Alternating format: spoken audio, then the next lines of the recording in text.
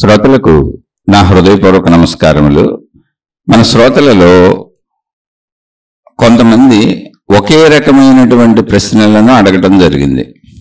ఏంటా ప్రశ్నలు అంటే, what is the reality of life, what is the purpose of life, what is life, why is life, ఇలా అనేక రకాలైనటువంటి ప్రశ్నలు జీవితం గురించి అడుగుతున్నారు.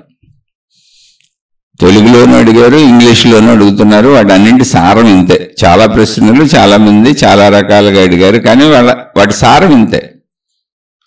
అసలు ఈ జీవితం యొక్క సత్యం ఏంటి, ఈ జీవితం ఎందుకు ఉంది, రియాలిటీ ఏంటి, ఈ ట్రూత్ ఏంటి, అసలు ఈ జీవితం ఎందుకు, ఈ జీవితం యొక్క పర్పస్ ఏంటి, ఉపయోగం ఏంటి, అసలు ఈ జీవితంలో ఏమి సాధించాలి, ఎందుకు జీవితం వచ్చింది, ఎందుకు ఇలా జీవిస్తున్నాం, ఇలా అనేక ప్రశ్నలు. మొత్తంగా అన్ని లైఫ్ గురించే, జీవితం గురించి. లైఫ్ అన్నప్పుడు మన ఉద్దేశం నేను, ఈ శరీరం, నా జీవితం. అంటే అడుగుతున్న వాళ్ళ ఉద్దేశం, వింటున్న మనం కూడా అంతే. కానీ అసలు లైఫ్ అంటే మీనింగ్ జాగ్రత్తగా అర్థం చేసుకోవాలి. లైఫ్ అనేది ఒక ఎనర్జీ, ఒక శక్తి, అదొక లైఫ్ ఫోర్స్. అంటే ఇప్పుడు మన జీవితం ఉంది, ఈ శరీరం ఉంది, నేను కదులుతున్నా, జీవిస్తున్నా అన్నాం అనుకోండి. నేను ఇలా కదలాలి అంటే, ఈ శరీరం ఇలా ఉండాలి అంటే, నాలో ఒక లైఫ్ ఫోర్స్ ఉంది. అసలు లైఫ్ అంటే అది, ఆ ఫోర్సే లైఫ్. దాన్నే మనం జీవితం అని చెప్పుకుంటున్నాం. ఈ శరీరం, నేను, జీవించడం, జీవితం, లైఫ్ అని చెప్పుకుంటున్నాం. లైఫ్ అంటే మన శరీరం కాదు, అంటే మన శరీరం వరకే పరిమితమైన విషయం కాదు. మొత్తం యూనివర్స్ అంతా లైఫే. లైఫ్ అనేది ఒక ఏకత్వ పదం, అనేకత్వాన్ని సూచించే పదం కాదు. 800 కోట్ల మంది మనుషులు ఉన్నారు కాబట్టి 800 కోట్ల లైఫ్లు, కోటాను కోట్ల మొక్కలు వేరువేరుగా ఉన్నాయి కాబట్టి అన్ని లైఫ్లు, కోటాను కోట్ల జంతువులు అనేకంగా వేరువేరుగా ఉన్నాయి కాబట్టి అన్ని లైఫ్లు, ఇలా సృష్టిలో కనపడుతున్న అన్ని వేరువేరుగా అనేకంగా ఉన్నాయి కాబట్టి అన్ని లైఫ్లు. అన్ని లైఫ్లు లేవు, ఉన్నది మొత్తం ఒకటే లైఫ్. మొత్తం మీరు విశాలంగా భావించుకొని, ఊహించుకొని, తెలుసుకొని, ఆలోచించి అర్థం చేసుకోగలిగితే ఉన్నదంతా ఒకటే లైఫ్, అదే యూనివర్స్. మొత్తం విశ్వము, విశ్వం మొత్తం ఒకటే లైఫ్. ఒక మనిషిగా నన్ను నేను నా జీవితం అని ఎలా అనుకుంటున్నానో, విశ్వం మొత్తం అది దాని జీవితం, అంతే, అది దాని లైఫ్. అప్పుడు నేనెక్కడున్నాను? విశ్వంలో ఉన్నాను. మొక్కలు ఎక్కడున్నాయి? విశ్వంలో ఉన్నాయి. గ్రహాలు, గోళాలు, నక్షత్రాలని మనం పిలుస్తున్నవి, మనం జడ పదార్థాలు అనుకుంటున్న భూమి ఇలాంటివి, ఇవన్నీ ఘన పదార్థాలు. అవి జడ పదార్థాలు కాదు, కదులుతున్నాయి, అవి తిరుగుతున్నాయి. వాటిలో లైఫ్ ఉంది, లైఫ్ ఫోర్స్ ఉంది. లైఫ్ అన్న లైఫ్ ఫోర్స్ అన్న ఒకటి మనకు అర్థం అవడం కోసం కదలికలు ఉన్నాయని చెబుతుంది అంతే. ఫోర్స్ అంటే మనకు ఒక శక్తి ఏదో అర్థమవుతుందని భావనకి. ఇప్పుడు ఇదంతా భాష గొడవ. ఆ భాషలో మన భావాలను వ్యక్తీకరించాలన్న గొడవ. ఆ భాషను మనం అర్థం చేసుకునే తీరులో మనకు వచ్చిన ప్రాబ్లం ఇదంతా. మొత్తంగా యూనివర్స్గా చూస్తే ఒకటేది, మొత్తం విశ్వము, అంతే. విశ్వము అన్నప్పుడు మొత్తం లైఫ్ అది. ఇప్పుడు మనిషిగా నేను ఎలా నా లైఫ్ అనుకుంటున్నానో, విశ్వం మొత్తంగా ఒకే లైఫ్, నేను విశ్వంలో ఉన్నాను. మరి నన్ను నేను విడిగా అనుకోవటం వలన నా లైఫ్ నాకు, మీ లైఫ్ మీకు, ఎవరి లైఫ్ వాళ్ళకి అనేక లైఫ్లు ఉన్నట్టు అనిపిస్తుంది. అనేక లైఫ్లు ఉన్నట్టు అనిపిస్తూ అసలు నా లైఫ్ ఉద్దేశం ఏంటబ్బా, నేను ఎందుకు వచ్చానబ్బా, నేనేం చేయాలబ్బా, అసలు ఎందుకు ఇలా మనిషిగా పుట్టానబ్బా, ఈ శరీరం ఎందుకు తీసుకున్నానబ్బా, ఈ శరీరంలో ఇలా ఆహారం తినటం, అనేక ఆలోచనలు రావటం, మనసు ఏర్పడటం, నాకు ఎన్నో నా తెలివి ప్రజ్ఞ పనిచేయటం, ఎన్నో భావాలు ఉత్పత్తి అవ్వటం, భావోద్వేగాలు కలగటం, కోరికలు కలగటం, ఇదంతా ఏంటబ్బా? ఎందుకు అసలు నేను చనిపోతాను, మళ్ళీ ఏంటబ్బా, ఎందుకు పుట్టానబ్బా, ఎందుకు చనిపోతున్నానబ్బా, మధ్యలో ఇదంతా ఏంటబ్బా అన్నప్పుడు మళ్ళీ ఆ మధ్యలో నా బొడ్డుగళ్ళు దూరిపోతారు వచ్చి. ఎందుకని అందరికీ తెలివి పనిచేస్తుందిగా. ఎలాంటి తెలివి? నేను మనిషిని, ఈ శరీరం నేను అనే తెలివి. విశ్వం గురించిన ఆలోచన ఏం లేదు నాకు అసలు. విశ్వము మొత్తంగా విశ్వము అనే ఆలోచన నాకు లేదు. మొత్తంగా విశ్వము అన్నప్పుడు ఆ పదం తయారు చేసిన వాళ్ళే యూనివర్స్ అన్నప్పుడు, విశ్వం అన్నప్పుడు అది ఏకవచనమే, బహువచనం కాదు. మొత్తం యూనివర్స్ అంతా ఒకటే. నేచర్ అన్నారు, మొత్తం ప్రకృతి అంతా ఒకటే. సృష్టి అన్నారు, అది కూడా చూడండి ఏకవచనమే. మొత్తంగా సృష్టి ఒకటే. అదంతా మనకి మనం దాన్ని భావించంగా అంత విస్తారమైనటువంటి ఆలోచనకి మనం ఎదగలేదు. మనకు అర్థమవుతుంది నేను ఈ శరీరం కాబట్టి నాకు యూనివర్స్తో సంబంధం లేదు, సృష్టితో సంబంధం లేదు, ప్రకృతితో సంబంధం లేదు. అది పక్కన ఉంది, కనపడతా ఉంటుంది, కానీ నా భావంలో ఉండదు. సంబంధం లేదంటే అది కనపడతలేదా, నాకు అది వినపడతలేదా, దాన్ని నేను అనుభవించట్లేదంటే అసలు దాంతోనే నేను బతుకుతుంది. నేను పీల్చే గాలి అదే, ఆ గాలి లేకపోతే నేను ఎక్కడ బతుకుతాను? నేను నడిచే భూమి అదే, నేను తాగే నీరు అదే, నేనుండే శూన్యం అదే, ఆకాశం అదే, పంచభూతాలు అదే. ఇక్కడ ఉన్నటువంటి అన్నింటినీ ఆధారంగా బతుకుతున్న సృష్టిలో ఉన్న అన్నింటినీ వాడేసుకుంటున్నాను నేను. ఆహార ధాన్యాలన్నీ ఎక్కడి నుంచి వస్తున్నాయి? అసలు బ్రతకడానికి అవసరమైన కట్టుకునే బట్టలు అక్కడే, వాడుకునేటువంటి వినియోగ వస్తువులన్నీ అక్కడే, మొత్తం సృష్టిలోవే. కానీ చూడండి గమ్మత్తు ఏంటంటే అసలు నాకు నేను ఈ శరీరం అన్న ఆలోచన తప్ప మిగిలిన సృష్టి ఆలోచన రాదు. మళ్ళీ గాలి పీల్చుకుంటాం, సృష్టిలో ఉన్న అన్ని వాడుకుంటాం, ఆహార పదార్థాలు తింటాం, బట్టలు కొనుక్కుంటాం, చెప్పులు కొనుక్కుంటాం, వందల వేల లక్షల కోట్ల వస్తువులు వినియోగించుకుంటూనే ఉంటాం, రోడ్ల మీద తిరుగుతూనే ఉంటాం. అయినా విశ్వం గురించి నాకు ఆలోచన రాదు, అయినా ప్రకృతి గురించి పట్టించుకోను, అయినా సృష్టి యొక్క వ్యాపకత గురించిన థాట్ నాకు రాదు. మొత్తంగా ఈ సృష్టి, ప్రకృతి, ఈ విశ్వము ఏకముగా ఉన్నదని అసలు అనుకోను నేను ఎప్పటికే. అంటే అనుకోనంటే అసలు నేను ఆలోచించను కదా, అది ప్రాబ్లం అక్కడ. నాకు ఎందుకు ఆలోచించటం? ఆలోచించాల్సిన అవసరం ఏముంది? నాకు తెలుస్తుంది, నా కాళ్ళ నుంచి నా తల వరకు నా శరీరం మొత్తం తెలుస్తుంది. ఇప్పుడు కాళ్ళు ఉన్నాయి, నేల మీద నుంచి ఉంటే స్పర్శ తెలుస్తుంది. నా తల ఉంది, సూర్యుడు పడుతుంటే ఎండ వేడి తెలుస్తుంది. మొత్తంగా నాకు ఇక్కడే తెలుస్తుంది. మిగిలిందంతా కనపడుతుంది, కళ్ళకు కనపడుతుంది, చెవులకు వినపడుతుంది, ముక్కుకు వాసన తెలుస్తుంది, నాలుగు రుచులు తెలుస్తున్నాయి, అలా చర్మానికి స్పర్శలు తెలుస్తున్నాయి. ఉన్నాయని తెలుస్తున్నాయి, కానీ నాకు తెలిసేది నా అనుభవమే. అందుకని నేను నా అనుభవంలో ఇమిడిపోతున్నా. ఈ శరీరము నేనన్నది శరీరము ద్వారా తెలుస్తున్న అనుభవాల్లో ఇమిడిపోతున్నా. మరి చుట్టూ ఉన్న ప్రకృతి ఉందంటున్నాం కదండి, ఇప్పుడు మాట్లాడుకుంటున్నాం కదా. ప్రకృతి ఒకటే, మొత్తంగా ఒకటే, సృష్టి మొత్తంగా ఒకటే, విశ్వం మొత్తంగా ఒకటే, మనం ఏర్పరచుకున్న పదాలే అన్నప్పుడు అది ఊరుకునే జ్ఞానంలో అనుకుంటున్నాను అంతే. అది ఒక భావన, భావరూపం, దాంతో నాకేం పని లేదు. అనుభవం కాదు అది, అనుభవంగా అనుకోను. అనుభవంగా నేను ఈ శరీర పరిమితి అనుకుంటా. అందుకని ఎప్పుడైతే ఈ శరీర పరిమితి అనుభవం నేను వేరు, నా వరకే నేను, మిగిలిందంతా నాకు భిన్నం అని అనుకున్నానో, నాకు వచ్చే మొట్టమొదటి ఆలోచన ఏంటంటే అసలు నేను ఎక్కడి నుంచి వచ్చాను, ఎందుకు వచ్చాను, నేను అసలు నేను ఎవరిని, ఎందుకు పుట్టాను? అది కూడా అనుకోము. ఏదో తల్లిదండ్రులకు పుట్టేసాం, మామూలుగా పెరిగేస్తున్నాం. ఆధ్యాత్మికత కాబట్టి కొంచెం లైఫ్ ఏంటని ప్రశ్నలు అడిగారు కాబట్టి అది మాట్లాడుతున్నాను. మామూలుగా అయితే అది కూడా అనుకోం. మనం మామూలుగా మనం జీవించే జీవన విధానం ఏంటంటే నిరంతరం నాకు కావాల్సినవి. అసలు నేను ఎందుకు వచ్చాను, ఎక్కడి నుంచి వచ్చాను, ఈ గొడవ ఆలోచన నాకెందుకు పుట్టుద్ది? ఊరికనే ఇప్పుడు ఈ ప్రశ్నల్లో మన ఆధ్యాత్మిక మాటలు మాట్లాడుకుంటున్నాం కాబట్టి, అనేక శీర్షికలు చెప్పుకున్నాం కాబట్టి కొంచెం అక్కడ దాకా వెళ్ళాను నేను. సామాన్యతలో అది కూడా లేదు. మామూలుగా మనిషి జీవించేటప్పుడు నాకు కావలసినవి అంతే, నిరంతరం నాకు కావలసినవి, వాటి కోసమే ప్రయత్నం. నేను దేవుడి దగ్గరికి వెళ్ళినా అందుకే, నా రక్షణ కోసం. నేను మతం దగ్గరికి వెళ్ళినా అందుకే, ఎందుకంటే అది నా మతం కాబట్టి. నేను గురువు దగ్గరికి వెళ్ళినా అందుకే, నా కోసం.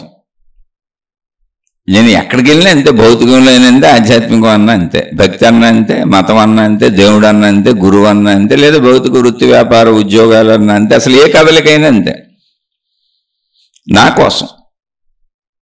మరి నా కోసం అన్నప్పుడు నాకు తెలుస్తుందండి, నా శరీరమే తెలుస్తుంది. నా శరీరంకి ఏదన్నా ఇప్పుడు ములుగుచ్చుకుంటే నొప్పి తెలుస్తుంది, ఆకలికి అన్నం తినకపోతే బాధ తెలుస్తుంది. అలా నాకు లభించకపోతే బాధ తెలుస్తుంది, లభిస్తుంటే సుఖం తెలుస్తుంది, అనుభవిస్తుంటే హాయి తెలుస్తుంది, సుఖ దుఃఖాలు తెలుస్తున్నాయి. ఇంకా అందుకని అలా జీవించుకుంటూ వెళ్ళిపోతా. ఇలా జీవించుకుంటూ వెళ్ళిపోయి అందరం చనిపోతామనే విషయం తెలుసు, కానీ దాన్ని నేను ఎప్పుడూ గుర్తుపెట్టుకోను. నా కళ్ళ ముందు ఎంతమంది చచ్చిపోతున్నా నాకు దాంతో పని లేదు అసలు. కావాలంటే ఎవరి మనసాలు చూసుకోండి. ఊరిని పదాలు వాడటం వేరు, నేను ఖచ్చితంగా చనిపోతానని నేను అనుకోవటం వేరు.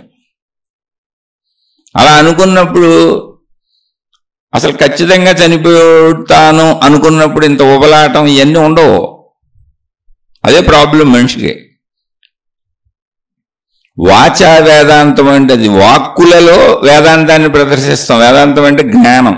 వేదముల అంతము ఏంటంటే సంపూర్ణ జ్ఞానాన్ని చెప్పింది, ఆత్మజ్ఞానం. వేదాంతము అన్నప్పుడు వేదములలో అంత్యభాగం అంటే చిట్ట చివరి సారం ఏంటి అంటే, వేదాల్లో చివరి పుస్తకంలో పేజీల్లో చివరి చెప్పారని కాదు.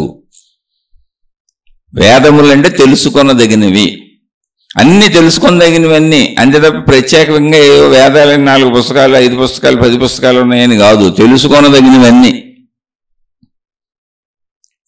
అందులో ఏం చెప్పారు? స్టార్టింగ్గా నేనని శరీర భావనతో మొదలైన మనిషికి ఆఖరి వరకు అంటే ఆ భావంతో మొదలుపెట్టి నువ్వు నడుచుకుంటూ వెళ్తే అక్కడ స్టార్ట్ అవుతుంది ఆధ్యాత్మిక చదువు, దైవీ చదువు, లేదా మత చదువు, గురు చదువు, ఏదైనా కానీ మీరేమైనా అనుకోండి, జ్ఞానము, దైవీపరమైన ఆధ్యాత్మిక విషయాలు, అదేదైనా. నేను మనిషిని అనే భావంతో మొదలవుతుంది. అక్కడి నుంచి ఆ మనిషిగా నువ్వు ఎలా ఉండాలి, ఏంటి, అసలు ఈ శరీరం ఏంటో చెప్పుద్ది, మనసు ఏంటో చెప్పుద్ది, బుద్ధి ఏంటో చెప్పుద్ది, నీలో ఉన్న ప్రాణశక్తి ఏంటో చెప్పుద్ది, నువ్వు శరీరంతో నీ చుట్టూ ఉన్న మనుషులేంటో చెప్పుద్ది, సృష్టి ఆవిర్భావం ఎలా జరిగిందో చెప్పుద్ది, సృష్టికి మూలమైన శక్తి ఏంటో చెప్పుద్ది. అన్ని డౌట్లు తీర్చుకుంటూ వెళ్తుంది, ఒక్కొక్క స్టెప్.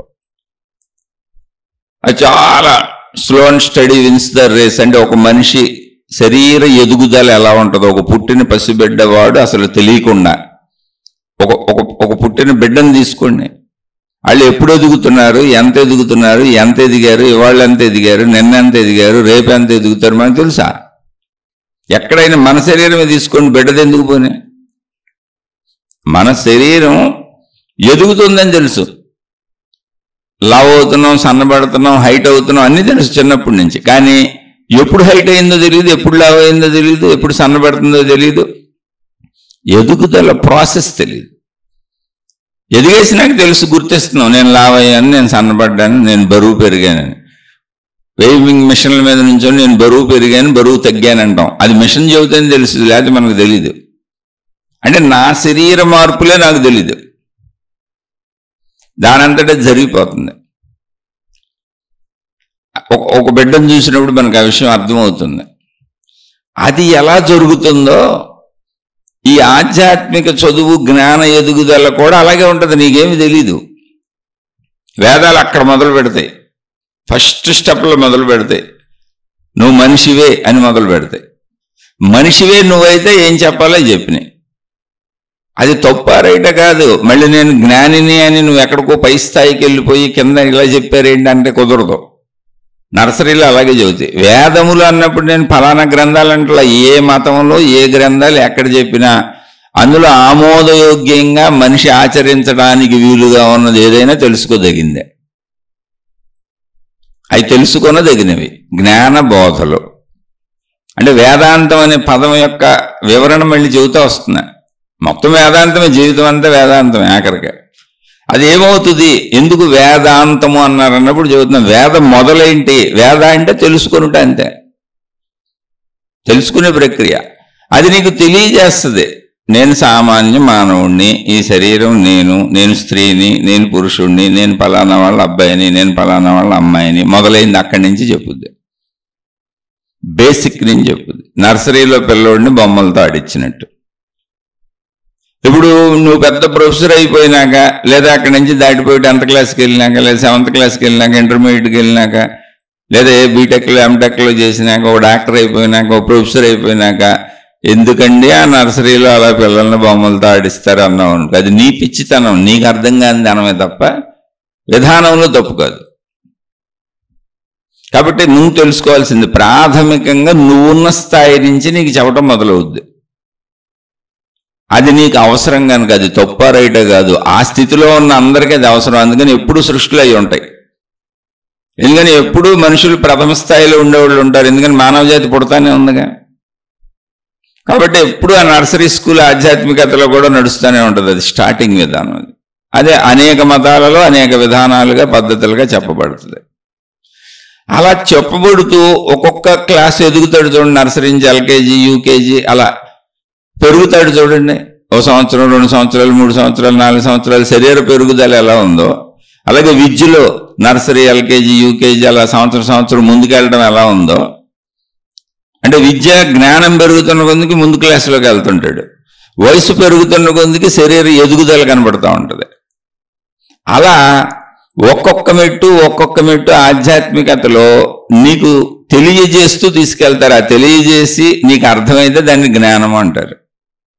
జ్ఞానం అనే పేరేంటంటే తెలియట. నీకు ఎంత అర్థమవుద్దో ఆ స్థాయికి నీకు ఎంత అర్థమవుద్దో అంతే చెబుతారు. ఆ స్థాయిలో ఉన్నప్పుడు నీకు ఏది అర్థమవుద్దో అంతే చెబుతారు. ఎందుకని నీకు అర్థమైందే నీ సత్యంగా. ఇప్పుడు పసిపిల్లవాడికి మంచి, ఇప్పుడు మనం ఉన్నాం అనుకోండి, చక్కగా ముద్దపప్పు వండుకొని, మంచి పప్పు వండుకొని, పప్పులో చక్కగా ఆవకాయ కలిపేసి ఇంత నెయ్యి వేసుకొని, చక్కగా అప్పడాలు ఒడియాలు వేయించుకొని హాయిగా కలుపుకుంది ఏంటంటే అద్భుతంగా ఉంటుంది. మంచి నెంబర్ 1 సాంబార్ పెట్టుకొని, అందులో సాంబార్లో ముక్కలన్నీ వేసేసుకొని, అంటే నీకు ఇదే తెలుసా అనబాకండి, ఊరినే చెబుతున్నా అర్థం అవటానికి. దాంట్లోకి మంచి అప్పడాలు, ఒడియాలు, ఊరిమిరపకాయలు ఏముంటాయి, మీరు ఏం తింటే ఊహించుకోండి, అవి తినేస్తాం. ఇప్పుడు ఒక పసిబిడ్డ పుట్టాడు, మనం అయితే తింటున్నాం, తల్లి అయితే తింటుంది, తండ్రి అయితే తింటున్నాడు, ఇంట్లో ఎదిగినటువంటి అన్నదమ్ములు కూడా ఇది తినేస్తున్నారు, అక్క చెల్లెళ్ళు. మళ్ళీ కొత్తగా ఒక పసిబిడ్డ ఇప్పుడే పుట్టాడు. ఆ బిడ్డకి తీసుకెళ్ళి సూపర్గా ఉంది కదా అని ఆ పప్పు ఆవకాయ కలిపేసింది, చక్కగా ఎంత ఒడియం వేసేసి ఆ బిడ్డకు పెడతారా? ఎందుకని అది మనుషులు తినేదాకా నువ్వేం మోసం చేయట్లా, నువ్వేం తప్పు చేయట్లా, నువ్వేం అన్యాయం చేయట్లే, కానీ పెట్టం. ఎందుకో తెలుసా? బిడ్డ బతకటం అసంభవం ఈ పెడితే. ఎందుకని కామన్ సెన్స్ మనకు తెలుసు, బిడ్డ పుట్టగానే తల్లిపాలు తప్ప ఇంకేమీ ఆ బిడ్డకి సరిపడవు, పనిచేయవు. ఎందుకని బిడ్డ ఆహారాన్ని ఇంకా అలవాటు చేసుకునేంత ఎదగలేదు, అవయవాలు ఎదగలేదు, జీర్ణశక్తి ఎదగలేదు. ముందు పాలతో మొదలు పెట్టాలి, అది కూడా తల్లిపాలతో మొదలు పెట్టాలి. ఆ తల్లిపాల నుంచే డబ్బా పాలు, ఆవు పాలకో గేదె పాలకో మారుతారు. అక్కడి నుంచి స్లోగా ఫారెక్సో లేకపోతే అన్నం బాగా పిసికేసో వండేసో పెడతారు. అలా కొద్ది కొద్దిగా వచ్చినాక ఇప్పుడు మనకు కావాల్సిన అన్ని తినేస్తున్నాం. బిర్యానీలు, ఫ్రైడ్ రైస్లు, చికెన్లు, మటన్లు, మన ఇష్టం. సాంబార్లా, పప్పులా, చికెన్లా, మటన్లా నీ ఇష్టం. ప్రపంచంలో దొరికేవన్నీ తిని పారేస్తున్నాం. అయితే ఏం చేసాం, ఇప్పుడు లోపల ఏమైంది, అలవాటు చేసాం. పాలతో మొదలుపెట్టి, తల్లిపాలతో మొదలుపెట్టి ఇప్పుడు అలవాటు అయింది. కారాలు తినేస్తాం, పచ్చిమిరపకాయలు తినేస్తాం, ఏదైనా తినేస్తాం, మసాలాలు గిషాలాలు అన్నీ తినేస్తాం. ఇప్పుడు ఎలా తినగలుగుతున్నాం అంటే అలవాటు. కొద్దిగా శరీర తత్వం కూడా దాన్ని అలవాటు చేసుకుంటూ, మళ్ళీ అలవాటు ఒక్కటే కాదు, శరీర ఎదుగుదలలో ఆ సామర్థ్యం వచ్చింది. చాలా జాగ్రత్తగానండి. శరీర ఎదుగుదలలో శరీరానికి ఆ సామర్థ్యం కూడా వచ్చింది. ఒకటి సామర్థ్యం, 2 అలవాటు. అలా కొద్దిగా పెంచుకుంటూ వెళ్తుంటే సామర్థ్యం పెరుగుతుంది, అలవాటు పెరుగుతుంది. అలవాటే సామర్థ్యాన్ని పెంచింది, సామర్థ్యమే అలవాటు చేసుకుంది, 2 ఒకటే. అలా వచ్చేసినాక ఇప్పుడు ఏమైనా తినేయచ్చు, ఏదైనా తినేయచ్చు అనే స్థాయికి వచ్చేసాం. కానీ చిన్నతనంలో తల్లిపాలతోనే మొదలైంది. అలాగే ఆధ్యాత్మికత కూడా మీ వయసు ఎంత అన్నది ప్రధానం కాదు అసలు. ఇక్కడ మీ వయసుతో మీ శరీరంతో దానికి ప్రాధాన్యత లేదు, అది భౌతికత. ఇక్కడ ఆధ్యాత్మికతలోకి ఇప్పుడు మీరు అడుగు పెట్టింది ఎప్పుడు? మీరు మీకు 70 ఏళ్ళు ఉండొచ్చు మీరు, కానీ మీరు ఇప్పుడే ఆధ్యాత్మికతలోకి వచ్చి ఉండొచ్చు. మీరు ఇప్పుడు దాకా భౌతికంలో హాయిగా జీవించి ఏదో ఆధ్యాత్మికత ఏంటి అసలు తెలుసుకుందామని ఇప్పుడు వచ్చి ఉండొచ్చు. అప్పుడు నీకు సంటిపిల్లోడివే, అప్పుడు నీకు మళ్ళీ నర్సరీదే చెప్పాలి, తల్లిపాలే తాగించాలి. అందుకని నీకు చెప్పబడే జ్ఞానం తల్లిపాలంత సునిశ్చితంగా నీకు ఎంత అవసరమో అంతే ఉంటుంది.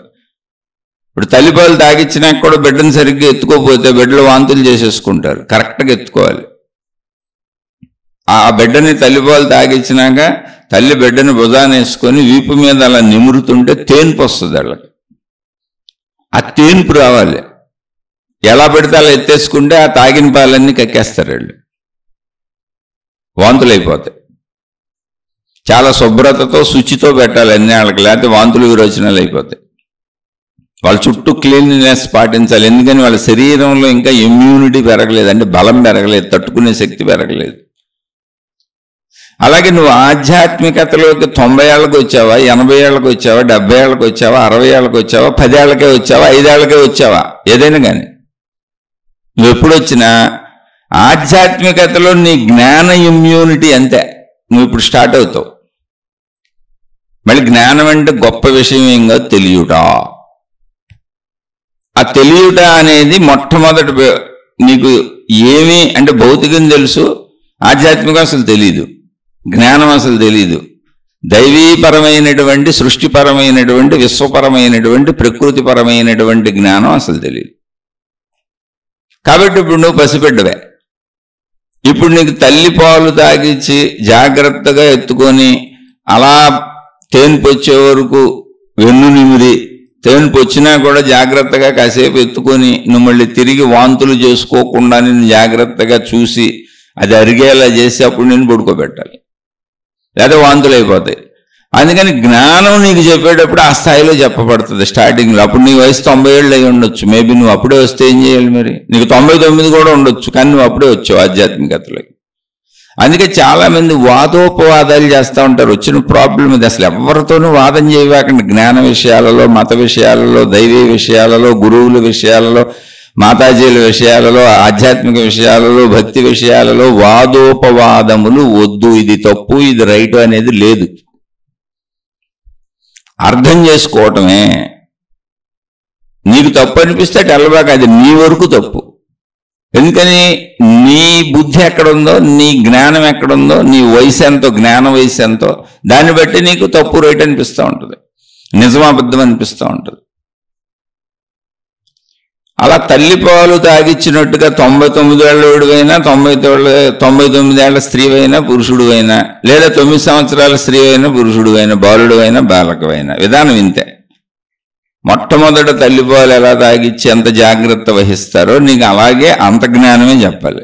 లేకపోతే ఆ జ్ఞానం వికటించిపోద్ది, నీకు వాంతులు చేసుకున్నట్టుగా అయిపోద్ది.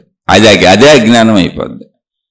అందుకని ఒక్కొక్క మెట్టు ఎక్కుతూ అవగాహన జ్ఞానం ఎలా ఉండాలంటే, జ్ఞానం విపరీత ధోరణులకు వెళ్ళినట్టుగా ఉండకూడదు. జ్ఞానం విపరీత ధోరణులకు వెళ్ళినట్టుగా ఉంటే అది అజ్ఞానం. అంటే పిల్లలు వాంతులు చేసుకున్నట్టు అవుద్ది, తినకూడదు తిన్నట్టు అయిపోద్ది. అందుకని జాగ్రత్తగా ఉండాలి. చదువు కూడా అలాగే చెప్తారు. నర్సరీ నుంచి ఎల్కేజీ నుంచి యూకేజీ నుంచి 1, 2, 3 అంటే వాళ్ళ మేధస్సుకి ఎంత అర్థమవుద్దో అంతే చెబుతూ వాళ్ళ మేధస్సు ఎదుగుతున్న దాన్ని బట్టి, వాళ్ళకి అర్థమయ్యే స్థితి కూడా శరీరంలో పెరుగుతున్న దాన్ని బట్టి చదువును పెంచుకుంటూ వచ్చారు. భౌతిక చదువులేనంతే, ఆధ్యాత్మిక చదువేనంతే. నీ జ్ఞాన ఎదుగుదలను బట్టి ఉంటుంది. ప్రతి వ్యక్తి స్టార్టింగ్లో నీ వయసుతో పని లేదు. ప్రతి వ్యక్తి స్టార్టింగ్లో జ్ఞాన బిడ్డ, జ్ఞానబాలుడు, జ్ఞాన బాలిక. అక్కడి నుంచి ఎదుగుతూ వెళ్తావు. ఆ ఎదుగుదలకు అనుగుణంగా చెప్పబడినటువంటి విషయాలు అనేక మంది అనేక స్థానాల్లో ఉంటారు. అంటే ఒక బిడ్డ ఇప్పుడే పుట్టారు, తల్లిపాలు తాగుతూ ఉంటాడు.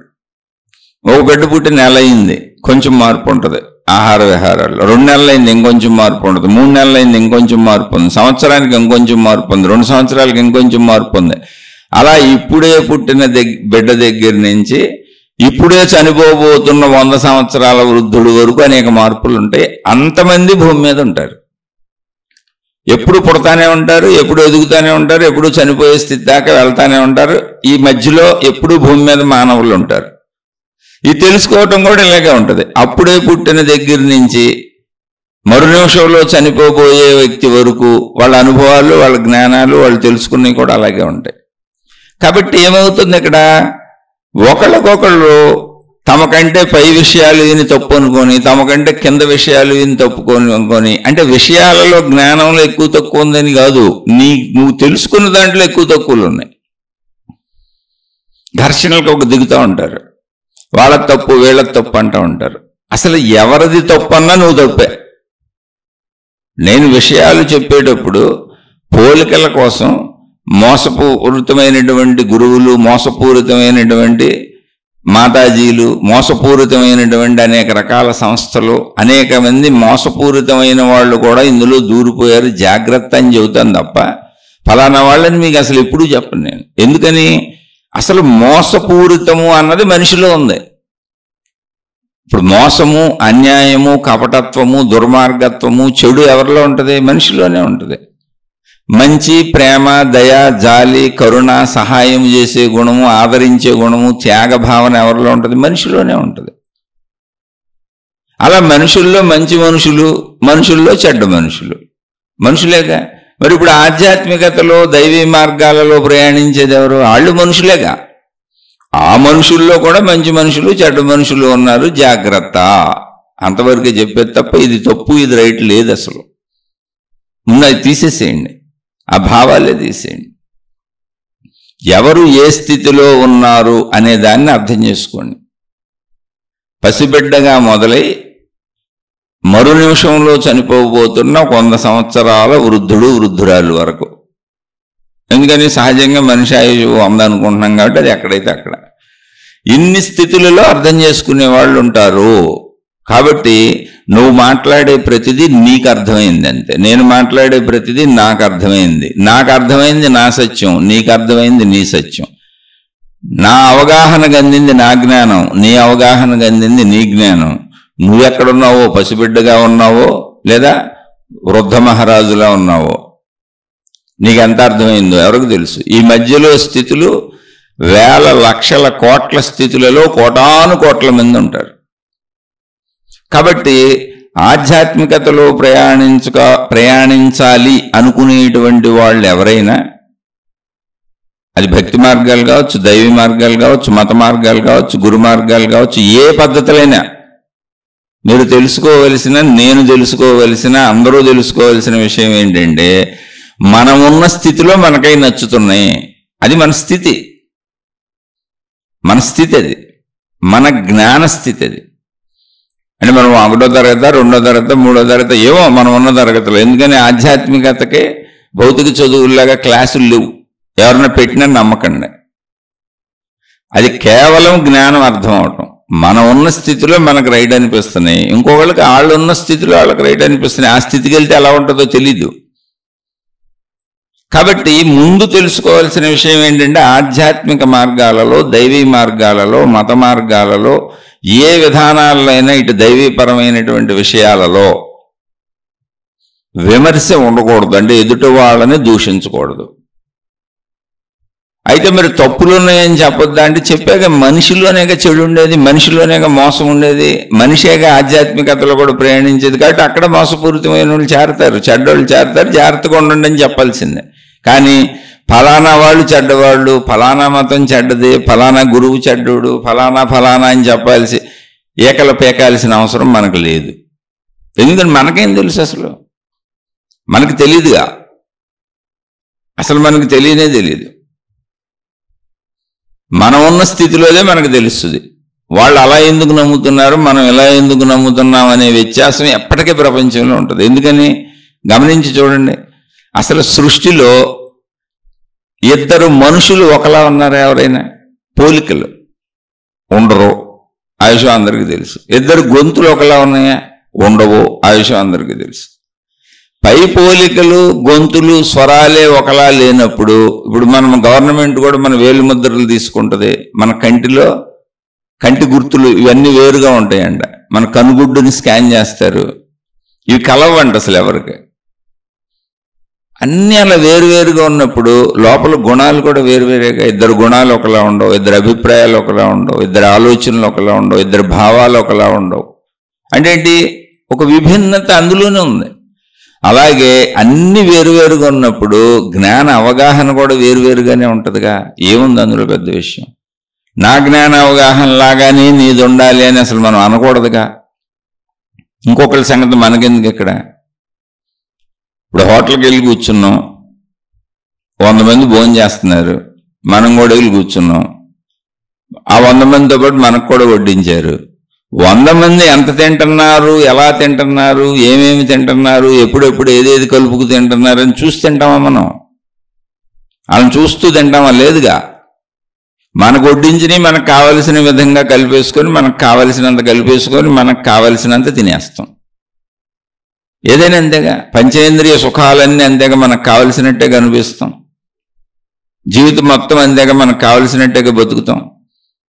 మరి జ్ఞానం, ఆధ్యాత్మికత వచ్చేటప్పటికి ఘర్షణ అనేది అసలు ఉండకూడదు. ఇది అర్థం చేసుకుంటే మనకు అర్థమైనట్టు మనకు అర్థమైంది, వాళ్ళకి అర్థమైనట్టు వాళ్ళకి అర్థమైంది. తప్పు ఒప్పు విచక్షణ అసలు మనకేం పని?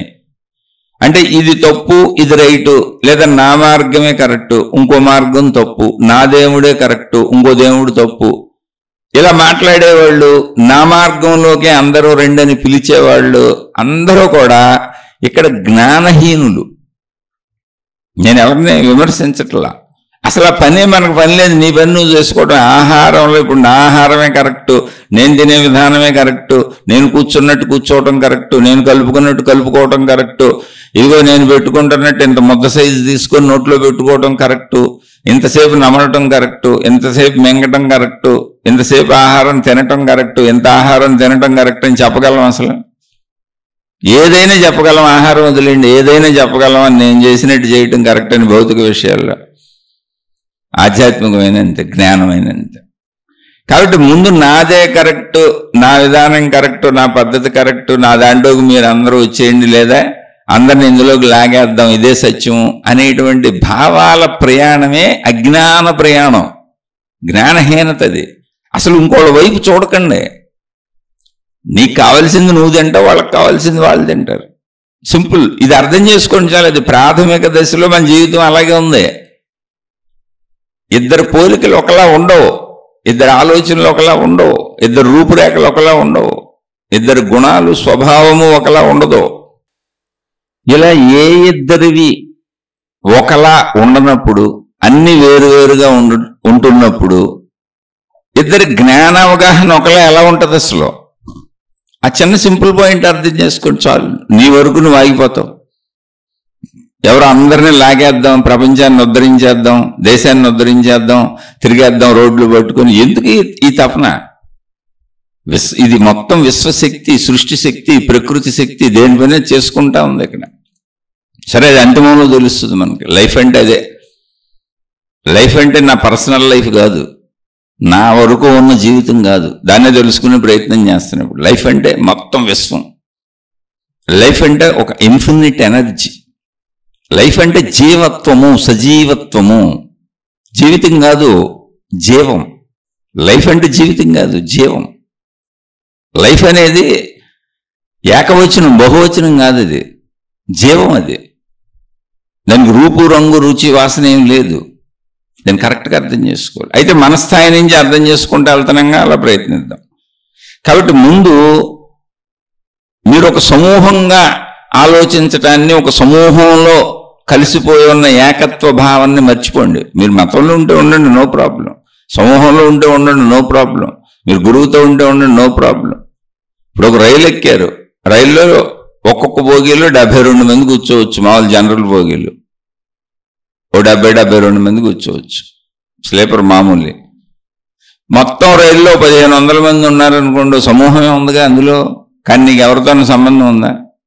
ఆ రైలు ఒక చోటే బయలుదేరుతుంది, ఒకే ఊరు వెళ్తుంది, ఒకే స్టేషన్లో ఆగుతుంది, అందరికీ అన్ని సమానంగానే ఉంటాయి.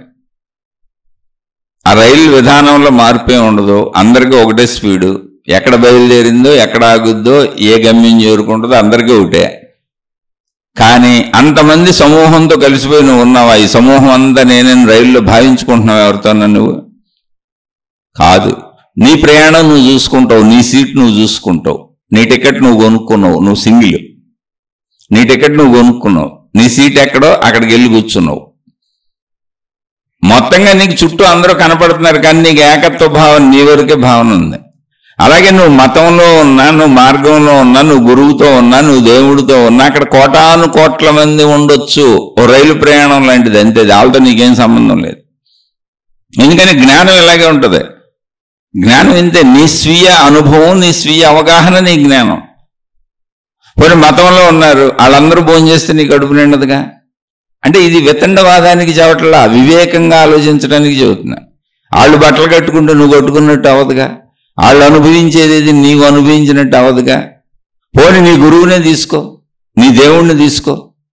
నువ్వు ఒక ఆయన దేవుడు అనుకుంటున్నావు, ఆ దేవుడు ఇంకా బతికే ఉన్నాడు, శరీరంతో ఉన్నాడు అనుకో.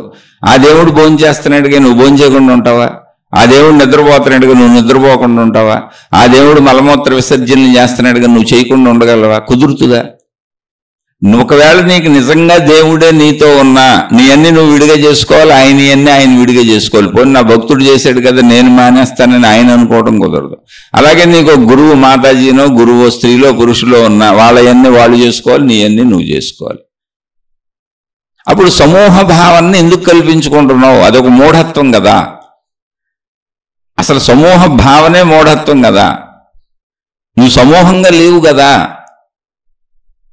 ఒక ట్రైన్లో నువ్వు ఎలా అయితే నీ టికెట్ నువ్వు తీసుకొని నీ సీట్లో నువ్వు కూర్చొని ఓ 1500 మంది సమూహంతో ఒకే గమ్యంలో ఒకే చోట ఎక్కావు. అది ఒక చోటే ఆగుద్ది, అన్నీ ఒకటే అందరికీ. కానీ నీకుండేది ఏకభావనే.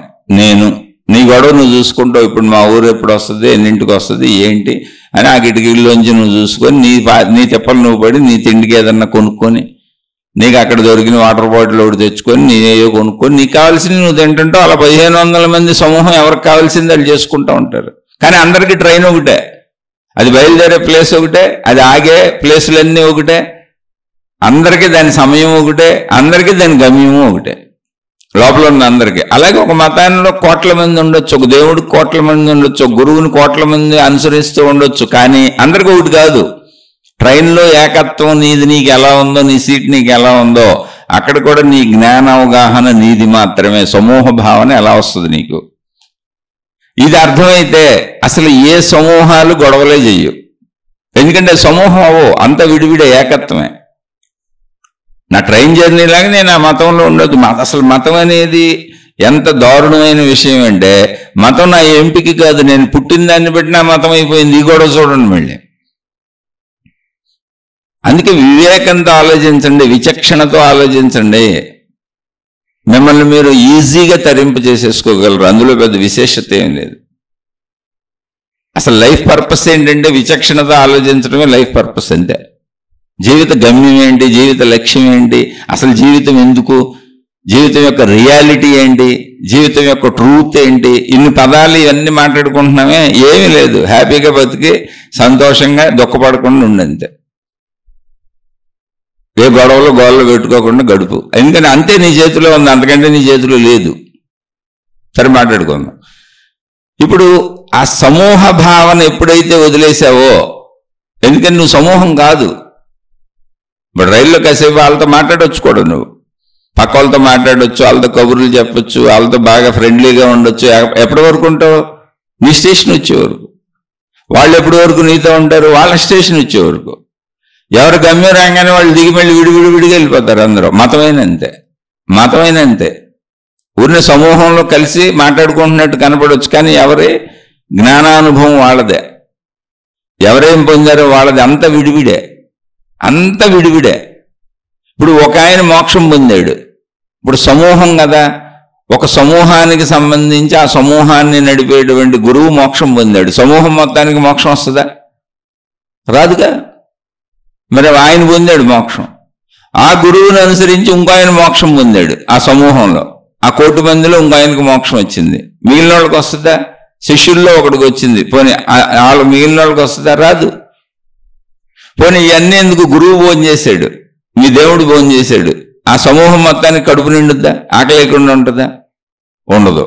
పోనీ ఆ సమూహంలో శిష్యుల్లో ఒకడు భోజనం చేశాడు, అదే ఒక ఆమె భోజనం చేసింది, మిగిలిన వాళ్ళకి ఆకలి తీరుతుందా? తీరదుగా. అది అలా లేదు, ఇది అలా. వాస్తవం ఇక్కడ మహిమలు మాయలు ఏమి లేవు, అవి పెట్టుకు ఆలోచించబకండి. మహిమలు మాయలు అద్భుతాలు పెట్టుకు ఆలోచించబట్టే వాస్తవికతని నాశనం చేసుకుంటాం. జ్ఞానం ఎప్పుడు వాస్తవం, కళ్ళకు కట్టినట్టు కనపడుతుంది, అర్థమవుతుంది. మహిమ ఎందుకు అర్థమవుద్ది? మాయ ఎందుకు అర్థమవుద్ది? అద్భుతం ఎందుకు అర్థమవుద్ది? అర్థం అవ్వకపోతే దాన్ని అద్భుతం అని పిలిచావు, అర్థం అవ్వలేదు కాబట్టి దాన్ని మహిమ మాయ అని పిలిచావు. నేను వాస్తవ దృష్టి పెట్టుకోండి. సమూహంలో ఉన్నా నువ్వు వీడే, వ్యక్తిగతమే. మతం ఏమైంది? నేను ఎక్కడ పుడితే అక్కడ మతం అన్నారు, అంతే. ఆ మతం అన్నారు, నా తల్లిదండ్రులు ఎందులో వెళ్తే ఆ మతం నాది అన్నారు, ఆ దేవుడు చూపించారు. చిన్నప్పటి నుంచి నాకు తెలియకుండానే నా చేత అన్ని చేయించేశారు, పూజలు గీజలు, మా మత ఆచారాలు ఏవైతే. నేను కూడా ఏముంది, ఇప్పుడు చిన్నప్పటి నుంచి ఏం చూస్తే అదేక మనం అలవాటు చేసుకునేది. భౌతిక జీవితమైన అంతేగా. మన ఇంట్లో వండిన వంటకాలే మనకి ఇష్టం, మన ఇంట్లో వాళ్ళు అలవాటు చేసిన కట్టు బొట్టు తీరుతోనే మన జీవితం. మన ఇంట్లో వాళ్ళు మాట్లాడిన మాటలు, ఆ భాషే మన భాష, మాతృభాష. ఎక్కడ పుట్టామో అదే, వాళ్ళు మాట్లాడిందేగా, అది మన మాతృభాష. ఇంకేంటి? ఇందులో మన స్వతంత్రత ఎక్కడుంది? అసలు మనం ఏరి ఎన్నుకుంది ఎక్కడుంది? మనం ఇది మంచి అని ఇది చెడు అని మనం ఏరి నిర్ణయించుకుంది ఎక్కడుంది? లేదుగా. అలా మతం నా నిర్ణయం కాకుండా పోయింది. అసలు ఆ దేవుడు నా నిర్ణయం కాదు, ఆ మతం నా నిర్ణయం కాదు, ఆచార సాంప్రదాయాలు నా నిర్ణయం కాదు, ఆ విధానం నా నిర్ణయం కాదు, ఆ పద్ధతి నా నిర్ణయం కాదు. సరే, భౌతిక జీవితంలో అంటే అది వ్యావహారిక జీవితం. అది ఏదైనా తినటం తాగటం తిరగటమేగా. కూరలు మారితే, వేసుకునే డ్రెస్సులు మారితే, ఒకళ్ళు జుట్టు ఇటు దూగితే ఇంకోళ్ళు అడు దూగుతారు, ఈ పెద్ద విశేషం కాదు. కానీ జ్ఞానంలో ఇదే ప్రాబ్లం, ఇదే విశేషం. నా ఎంపిక కాని దాన్ని ఇప్పుడు నీకు బుద్ధి తెలుస్తున్నప్పుడు నీ ఎంపికతో చేసుకొని అవగాహన చేసుకుంటే వీళ్ళు జ్ఞానం. అందుకే సమూహానికి అతుక్కుపోబాక. ఇప్పుడు ఈ మతం నా సమూహం అని దానికి అతుక్కుపోబాక. మతం నీ సమూహం కాదు, ఊరికి అక్కడ పుట్టావు. వీళ్ళు ఆల్రెడీ పేర్లు పెట్టుకున్నారు అంతే, ఫలానా మతం అని. ఫలానా మతం, ఫలానా కులం, ఫలానా జాతి అని పేర్లు పెట్టుకున్నారు అంతే. వాడికి అతుక్కుపోబాక. నువ్వు సమూహం కాదు, నువ్వు వ్యక్తిగతం. ఇక్కడి నుంచి జ్ఞాన అవగాహన పొందు, మత అవగాహన కాదు. మత అవగాహన ఉండదు, అది సమూహం ఎప్పుడు. అలా నువ్వు గురువులతో వెళ్ళు, దేవుళ్ళతో వెళ్ళు, సమూహంగా కాదు, వ్యక్తిగతంగా జ్ఞానావగాహన పొందు. అయితే మతంలో లేకుండా, గురువుతో లేకుండా, దేవుడితో లేకుండా, ఆధ్యాత్మికతలో లేకుండా, భక్తిలో లేకుండా జ్ఞానావగాహన పొందగలవా? పొందలేవు. ఇప్పుడు ఆ ట్రైన్లో లేకుండా ఆ ఊరెలా వెళ్తాడు? ఆ ట్రైన్ ఎక్కకుండా. ఇప్పుడు తను అనుకున్న ఊరు వెళ్ళాలంటే, తను అనుకున్న గ్రామం చేరాలంటే, తను అనుకున్న పట్టణం చేరాలంటే ఆ ట్రైన్ ఎక్కాలి. ఆ 1500 మంది సమూహంతోనే వెళ్ళాలి. తను కూడా టికెట్ కొనుక్కొని వెళ్ళాలి. అలాగే ఆ మతంతో ఇల్లు, ఆ ట్రైన్లో వెళ్ళినట్టుగా ఆ దేవుడితో ఇల్లు, ఆ ఆచార విధానాలు సాంప్రదాయాలతో ఇల్లు, ఆ పద్ధతులతో ఇల్లు, ఆ మనుషులతో ఇల్లు, ఆ సమూహంతో ఇల్లు. కానీ నువ్వు సమూహం కాదు, వ్యక్తిగతం. సమూహానికి అంటుకుపోబాక. ట్రైన్ జర్నీ లాగానే జస్ట్ నీ స్టేషన్కి నువ్వు దిగిపోతావు, వాళ్ళ స్టేషన్కి వాళ్ళు దిగిపోతారు, అందరూ చివరికి ఎవరికాళ్ళు దిగి వెళ్ళిపోతారు. సింపుల్ అంతే. మోక్షం కూడా ఇలాంటిది. అందరూ ఎవరి మోక్షాన్ని వాళ్ళే పొందాలి, అందరూ ఎవరి ప్రాణశక్తిని వాళ్ళే తెలుసుకోవాలి, అందరూ ఎవరి జ్ఞానాన్ని వాళ్ళే పొందాలి. ఇది జర్నీ అంతే. ఆ జర్నీ కూడా ఎలా ఉంది? ఇందాక చెప్పుకున్నాం స్టార్టింగ్లోనే. ఎవరి స్థాయిని బట్టి, పసిబిడ్డకి పాలు, అక్కడి నుంచి కొంచెం ఎదిగితే ఫారెక్స్, అక్కడి నుంచి ఇంకొంచెం వెళ్తే చక్కగా కొద్ది కొద్దిగా కూరలు అవేవి తేలిక కూరలు కలిపి పెట్టడం, అక్కడి నుంచి ఇంకొద్దిగా వెళ్ళినప్పుడు కొద్దిగా పచ్చళ్ళు అలవాటు చేయటం, అక్కడి నుంచి ఇంకా అలా అలా అలా అలా అలా మొత్తం ఇప్పుడు మనం ఉన్న స్థాయికి, ఏదైనా తినేసే స్థాయికి. జ్ఞానం కూడా అంతే. అలా ఎవరి స్థాయిలో వాళ్ళకు అనిపించే జ్ఞానం మొట్టమొదట నీకు అర్థమైతే వాగ్వివాదాలు లేవు. వాళ్ళు ఎలాంటి వాళ్ళు, వీళ్ళు ఎలాంటి వాళ్ళు, వీళ్ళు ఎలా చేశారు, వాళ్ళు ఎలా చేశారు, లేదు, నిశ్శబ్దమే ఉంటుంది అక్కడ. అసలు అంత పరిశీలన కూడా చేయబాక. ఎవరు తప్పు ఎవరు రైట్ అని పరిశీలన చేయబాక. ఆధ్యాత్మికతలో, భౌతికంలో చేసుకో. ఆధ్యాత్మికతలో నీ పక్కన ఉన్నటువంటి నీ తోటి సమూహం వాళ్ళని కానీ, అంటే నీతో కలిసి నడిచినటువంటి ఆ సమూహం ఏదుందో, నీ మతంలో, నీ గురువుదో, నీ దేవుడిదో, వాళ్ళనే చూడబాక. అలాగే ఇతర మతాలని, ఇతర గురువుల్ని, ఇతర విధానాలని వాళ్ళనే చూడబాక. ఎవరిని చూడబాక. ఎందుకంటే మన జ్ఞానం మనదైనప్పుడు, మన అవగాహన మనదైనప్పుడు, పసిబిడ్డగా పాలతో మొదలుపెట్టి స్టెప్పులుగా ఆహార పదార్థాలు ఎక్కడికో వెళ్తున్నప్పుడు ఆహారం తినే విధానం, మళ్ళీ ఆ తినే విధానంలో యవ్వనం నుంచి వృద్ధాప్యానికి వచ్చేటప్పటికి మళ్ళీ అది మారిపోతూ ఉంటుంది. ఇన్ని రకాల మార్పులు భౌతిక ఆహారాలలో, భౌతిక విషయాల్లోనే ఉన్నప్పుడు జ్ఞాన విషయంలో కూడా ఉంటాయి అనేది కామన్ పాయింట్ కదా, కామన్ సెన్స్ కదా. సమూహానికి అతుక్కుపోయినప్పుడు నీ కామన్ సెన్స్ అంటే విచక్షణ జ్ఞానం చచ్చిపోద్ది. నేను ఈ మతానికి సంబంధించినోడిని, ఈ మతం అంతా మా గ్రూపు, నేను ఈ గురువుకి సంబంధించినోడిని, ఈ దేవుడికి సంబంధించినోడిని, ఇదిగో ఇదంతా మా గ్రూపు, మేమందరం ఒకే రకం మాటలు మాట్లాడతాం, ఒకే రకం డ్రెస్సులు వేసుకుంటాం, ఒకే రకం బొట్లు పెట్టుకుంటాం, ఒకే రకమైన ఆచార సాంప్రదాయాలు పాటిస్తాం అంటే అది బాహ్యంగానే చేయగలవు, అది బాహ్యం.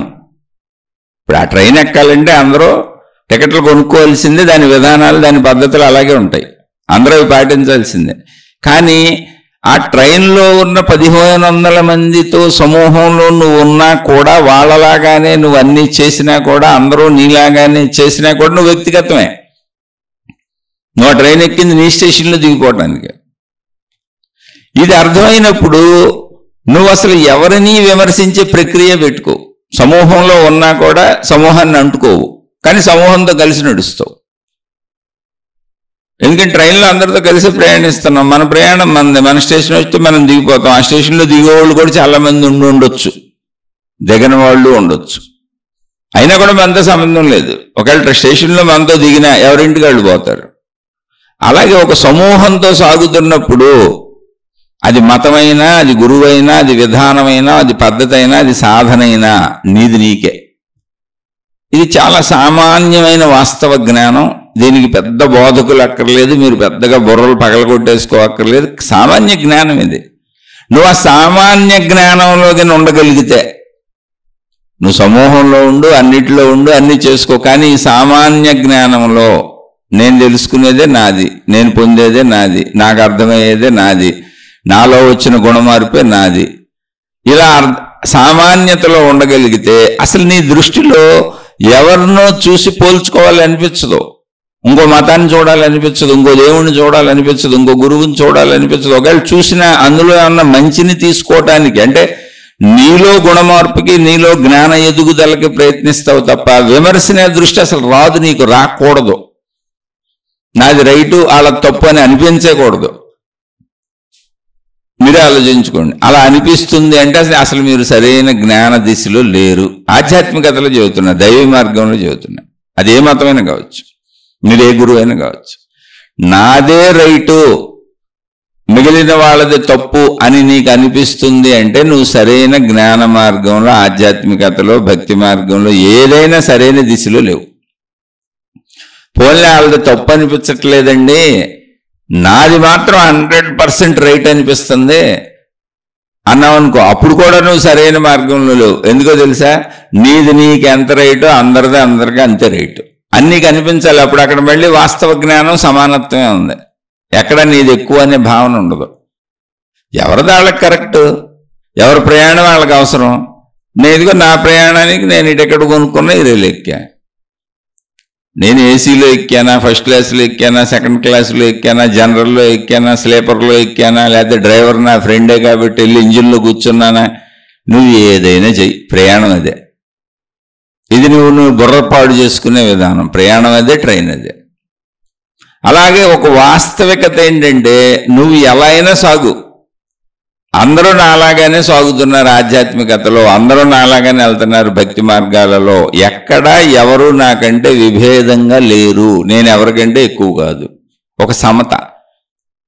అంటే అక్కడికి ఆగిపోద్ది ఆలోచన. అసలు ఇంకోళ్ళ ఆలోచన నీకు రాదు, వాళ్ళు ఏం చేస్తున్నారో తెలుసుకుందామని నీకు అనిపించదు. ఎందుకంటే నీదేదో నువ్వు చేసుకుంటున్నప్పుడు వాళ్ళు ఏం చేస్తున్నారో చూద్దామని నీకెందుకు అనిపిస్తుంది, అది మంచి చెడు తెలుసుకుందామని నీకు ఎందుకు అనిపిస్తుంది. ఒకవేళ అనిపించవచ్చు, అనేక మతాలు, అనేక గ్రంథాలు, అనేక గురువులు, అనేక విధానాలు తెలుసుకోవచ్చు. ఎందుకు? నా జ్ఞానాభివృద్ధి కోసం, నా ప్రయాణం కోసం.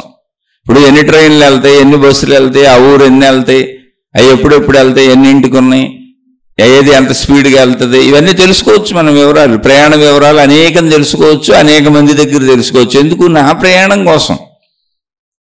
ఇది కూడా వాస్తవ జ్ఞానం. అంతే తప్ప ఎక్కడ పోలికలు రావు, అసమానతల భావాలు అస్సలు రావు. ముందు ఆ విషయం తెలుసుకోండి. అసమానతల భావాలు అంటే నాది మంచిది వాళ్ళది కాదు, నేను గొప్పవాడిని వాళ్ళు కాదు, నేను గొప్పదాన్ని వాళ్ళు కాదు, మేమేదో పొడిసేస్తున్నాం, లాగేస్తున్నాం, పీకేస్తున్నాం అనేవాళ్ళు అందరూ కూడా ఆధ్యాత్మిక భక్తి దైవీ మతపరమైన మార్గాలలో జ్ఞానహీనతతో ఉన్నారు. అది సింపుల్. ఏం లేదంటే జ్ఞానహీనత అంటే ఏంటో తెలుసా? పాలు తాగి వాంతులు చేసేసుకుంటున్నారు, అన్నం తిని వాంతులు చేసేసుకుంటున్నారు, అన్నీ ఏ తిన్నా వాంతులే, ఏ స్థితిలో అయినా కక్కేస్తున్నారు బయటికి. దాన్ని పైగా ఎదురుగుండా ఓడి మీద కక్కేస్తున్నారు. ఇప్పుడు పసిబిడ్డ ఎక్కడ కక్కుద్ది? ఎత్తుకుని తల్లి మీద తండ్రి మీద కక్కుద్ది. అలా అందరూ ఎదుటోళ్ళ మీద కక్కేస్తున్నారు, ఏ స్థితిలో ఉంటే ఆ స్థితిలో. అది జ్ఞానహీనత. అలా కక్కకండి, దాన్ని లోపలికి ఇంకింపజేసుకోండి. మనం తినేది బలం కోసం, మన శరీరంలో ఎమడటం కోసం, మన శక్తి పెరగటం కోసం, మనం బతకటం కోసం. మరి కక్కేస్తే ఎలా బతుకుతావు? అలా జ్ఞానమైన అంతే. ఆ జ్ఞానం నీలో ఇమిడిపోవాలి, ఆ జ్ఞానం నీలో ఉండిపోవాలి, ఆ జ్ఞానం నిన్ను జ్ఞాన బలవంతురాన్ని చేయాలి, జ్ఞానశక్తి పెరగాలి, బుద్ధి బలం పెరగాలి. తద్వారా నీకు మనశ్శాంతి రావాలి, కోరికలు అదుపు రావాలి, నువ్వు జీవితంలో హాయి రావాలి, సంతోషం రావాలి, సుఖం రావాలి, కష్టాలను ఇబ్బందులను బాధలను భరించేటువంటి ఓర్పు రావాలి. ఎందుకని ఇవన్నీ అందరి జీవితాల్లో ఉంటాయి, తప్పించుకోలేరు ఎవరు. జీవితం అంటేనే వీటి సమాహారం, సుఖదుఖముల సమాహారం, లాభ నష్టముల సమాహారం. అది వస్తుంది ఎప్పుడు? నీలో దాన్ని ఇముడ్చుకున్నప్పుడు, ఆ జ్ఞానాన్ని నువ్వు లోపల ఇముడ్చుకున్నప్పుడు. ఆహారం నీలో ఇమిడితే, నువ్వు దాన్ని వాంతి చేసుకోకుండా ఉంటే, తిరిగి కక్కేయకుండా ఉంటే, ఎవరి మీద కక్కేయకుండా ఉంటే, అప్పుడు నీలో ఇమిడి శక్తి పెరుగుద్ది. ఆహారం ఎలాగో ఇది కూడా అంతే, జ్ఞానం అలా ఉండాలి. జ్ఞానం ఇముడ్చుకోలేని వాళ్ళు ఎదుటి వాళ్ళ మీద కక్కేస్తుంటారు. ప్రాబ్లం అది. అలాంటి వాళ్ళు గురువులైనా సరే వాళ్ళని అనుసరించబాకండి, చాలా ప్రమాదం వాళ్ళతో. మీకు వీళ్ళు చెడ్డవాళ్ళు, వీళ్ళు మంచివాళ్ళు అని చెప్పే గురువులు చాలా మంది ఉంటారు, మీకు చాలా ప్రమాదం వాళ్ళతో. ఎవరైనా సరే ఒక గురువు అసలు ఇంకొకళ్ళని విమర్శిస్తున్నారు, గురుస్థానంలో కూర్చొని మనదే కరెక్టు, వాళ్ళు మాతాజీలు కావచ్చు, గురువులు కావచ్చు, మనదే కరెక్టు, మనదే అత్యంత ఉన్నతమైన మార్గము అంటున్నారంటే కూడా వాళ్ళు కరెక్ట్ కాదు. అందరిలాగా మనది కూడా కరెక్టే, ఒక సహజత్వము. భూమి మీద ఉన్నటువంటి మనుషులందరూ ఎలాగో మనం కూడా ఇంతే. భూమి మీద ఉన్న వాళ్ళందరూ ఏదో ఒకటి భౌతిక ప్రయత్నాలు చేసుకొని ఎలా బతుకుతున్నారో, వృత్తి వ్యాపార ఉద్యోగాలు భిక్షక వృత్తితో సహా ఎలా బతుకుతున్నారో మనం కూడా అలా బతుకుతున్నాం. అలాగే ఆధ్యాత్మికతలో అందరూ జ్ఞానానికి ఎలా ప్రయత్నించుకుంటున్నారో, అన్ని మతాలలో అన్ని విధానాల్లో ఎలా వెళ్తున్నారో మనం కూడా అలాగే వెళ్తున్నాము అనేటువంటి ఒక సరళమైనటువంటి సాధనా పద్ధతిలో నీ బుద్ధిని సరళంగా వాస్తవంగా పెట్టి నడిపించేటువంటి గురువు మాతాజీలే నీకు కావాలి, అటువంటి దేవుళ్ళే నీకు కావాలి. అప్పుడు ఎందుకు వీళ్ళు కావాలంటే అప్పుడు ప్రపంచంలో ఘర్షణ ఉండదు. ఎప్పుడైతే మనదే కరెక్టు, మిగిలిందని నిందించకపోవచ్చు కూడా. కొంతమంది మనదే కరెక్టు, మిగిలిన తప్పు అంటారు. అసలు ఈ మతమే కరెక్టు, నా మతమే కరెక్టు, మా దేవుడే నిజమైన దేవుడు, మిగిలిన దేవుళ్ళు అబద్ధాలు అంటారు. గొడవలు మొదలు దేశాలు కొట్టుకు వస్తున్నాయి ఇప్పుడు. అది ఆధ్యాత్మికత కాదు, మీరు వాస్తవంగా ఆలోచించండి. అలాగే మనదే కరెక్ట్ అని ఇతరులను నిందించకపోవచ్చు, మనదే కరెక్ట్, మనం అద్భుతమైనటువంటి దొరికింది, మనకు అదృష్టం ఇందులో సాగటం, మన దేవుడు అదృష్టం, ఈ దేవుడు దొరకటం అదృష్టం, ఇది నమ్మటం అదృష్టం, నీ పూర్వజన్మ సుకృతం చేత ఇక్కడికి వచ్చేవని నిన్ను బాగా మెస్మరైజ్ చేసేసారనుకోండి. ఇది ఎలా ఉంటుందంటే తెలియకుండా మనసుకి రాజుగారి పెద్ద భార్య మంచిదంటే చిన్న భార్య చెడ్డదని రెండో మీనింగ్ వస్తుంది. చిన్న భార్య మంచిదంటే పెద్ద భార్య చెడ్డదని రెండో మీనింగ్ తీసుకుంటుంది. మనిషి యొక్క మనస్సు అలాగే తీసుకుంటుంది, మనిషి యొక్క బుద్ధి పనితీరు అలాగే ఉంటుంది. అందరిలాగానే మనదే, అందరూ ఎలా వెళ్తున్నారు మనం కూడా అలా వెళ్తున్నాం. కాకపోతే మనం ఇదిగో ఈ విధానంలో వెళ్తున్నాం, ఈ సాధనలతో వెళ్తున్నాం, ఈ దేవుడితో వెళ్తున్నాం, ఈ మతంతో వెళ్తున్నాం, ఈ గురువుతో వెళ్తున్నాం. ఇక్కడ ఎవరు ఎక్కువ కాదు, తక్కువ కాదు. మీకు నచ్చితే ఈ సాధనలు చేసుకోండి, నచ్చకపోతే మీకు నచ్చినట్లు ప్రయాణించండి. అంతే తప్ప ఒక సమూహాన్ని కట్టేద్దామని ఎందుకు అనుకుంటున్నాం? అసలు ఆ విషయమే తప్పు. సమూహం ఉండదు, ఆధ్యాత్మికత వ్యక్తిగతము. ట్రైన్లో ప్రయాణం, బస్సులో ప్రయాణం ఎంతమంది అయినా ఉండొచ్చు, విమానంలో ప్రయాణం అందులో ఎంతమంది అయినా ఉండొచ్చు, సమూహం మధ్యలో మనం కూర్చున్నట్టు కనపడొచ్చు, కానీ మనది సమూహ దృష్టి కాదు, మన ప్రయాణ దృష్టి. మనం ఏకభావనతోనే ఉంటాం. నేను ఎక్కాను, నేను దిగుతాను, నా గమ్యం కోసం నా ప్రయాణం. మీరు ఎప్పుడు ఈ సహజ నార్మల్ స్థితిలో ఉండాలి. ఈ నార్మల్ స్థితి కొంచెం పెరిగి నాదే కరెక్ట్ అనుకుంటున్నారనుకోండి, అక్కడి నుంచి ఇంకా మీ ఆలోచన సరళి, మీ జ్ఞాన విధానం అంతా పైత్య ప్రకోపంగా మారిపోద్ది. ఇక మీరు విపరీత ధోరణులకు వెళ్ళిపోతారు. వాళ్ళు సృష్టించేవే మహిమలు, మాయలు, తాళ్ళు, తాయెత్తులు, రంగురాళ్ళు, ఉంగరాలు, ఇక ఎన్ని చిత్రాలైనా చేస్తారు. ఆధ్యాత్మికతలో, దైవీ మార్గాలలో అపభ్రంశమైన చెయ్యకూడని పనులు, అనేక రకాలైనటువంటి చెయ్యకూడని సాధనలు, చెయ్యకూడనటువంటి క్షుద్రమైనటువంటి నీచమైనటువంటి కార్యాలు ఆధ్యాత్మికతలోకి చొప్పించేసి దేవుళ్ళకు కూడా కలిపేసి ప్రజల్ని భ్రమపెట్టి తీసుకెళ్లే వాళ్ళంతా ఇలాంటి వాళ్లే. ఇంకా నేను వాటి పేర్లు చెప్పదలుచుకోవాలా, నాకేం పని చెప్పడానికి. ఎందుకంటే మనం ఏదో మన గొడవ మనం పోదాం, అందరూ అంతే. అయితే మరి ఇలాంటి వాళ్ళు ఎందుకు వస్తారంటే, ముందే చెప్పుకున్నాక మనుషుల్లోనే చెడ్డోళ్ళు ఉంటారు, మనుషుల్లోనే మంచోళ్ళు ఉంటారు. మొత్తం ఆధ్యాత్మిక భక్తి మార్గాలలో, మత మార్గాల్లో వెళ్ళేవాళ్ళు మనుషులే. కాబట్టి అక్కడ కూడా మనుషుల్లో మంచి చెడ్డలు ఉంటాయి. నువ్వు గమనించుకెళ్ళటమే. లేదు నీకు ఆ క్షుద్రత్వమే ఇష్టమైతే నువ్వు అందులో సాగు, దానికి చేయగలిగింది ఏమీ లేదు. ఊరికినే విషయపరంగా చెప్పు. ఎప్పుడు గుర్తుపెట్టుకోండి, సామాన్యత. నేను అందరి లాంటి వాడిని, అందరిలా పుట్టాను, అందరిలా పెరుగుతున్నాను, అందరిలా చనిపోతాను, స్త్రీ అయినా పురుషుడైనా. ఏ ప్రత్యేకత ఉంది నాకు? నీకు నువ్వు ప్రత్యేకత ఆపాదించుకొని మిగిలిన వాళ్ళతో ఘర్షణలు పడుతున్నావు. భౌతిక జీవితంలో కూడా ఈ సామాన్యతని నీ బుర్ర అర్థం చేసుకోగలిగితే, నీ తల తీసుకోగలిగితే అసలు నువ్వు ఎవరితో ఘర్షణ పడవు. ఎవరన్నా నీతో ఘర్షణ పడినా నవ్వుకొని వెళ్ళిపోతావు. ఎందుకంటే పాపం వాళ్ళకి సామాన్య జ్ఞానం అర్థం అవట్లేదని. ఇది సామాన్య జ్ఞానం. లైఫ్ అంటే సామాన్యత అంతే. ఎందుకని యూనివర్స్ మొత్తం ఉన్నది ఒకే లైఫ్ కదా, ఒకే శక్తి, విశ్వశక్తి, ప్రాణశక్తి, జీవము, జీవత్వము, సజీవత్వము, మొత్తం యూనివర్స్ అంతా ఉంది ఒకటే. ఒకటే అయినప్పుడు అది కామనే కదా, అది సామాన్యమే కదా.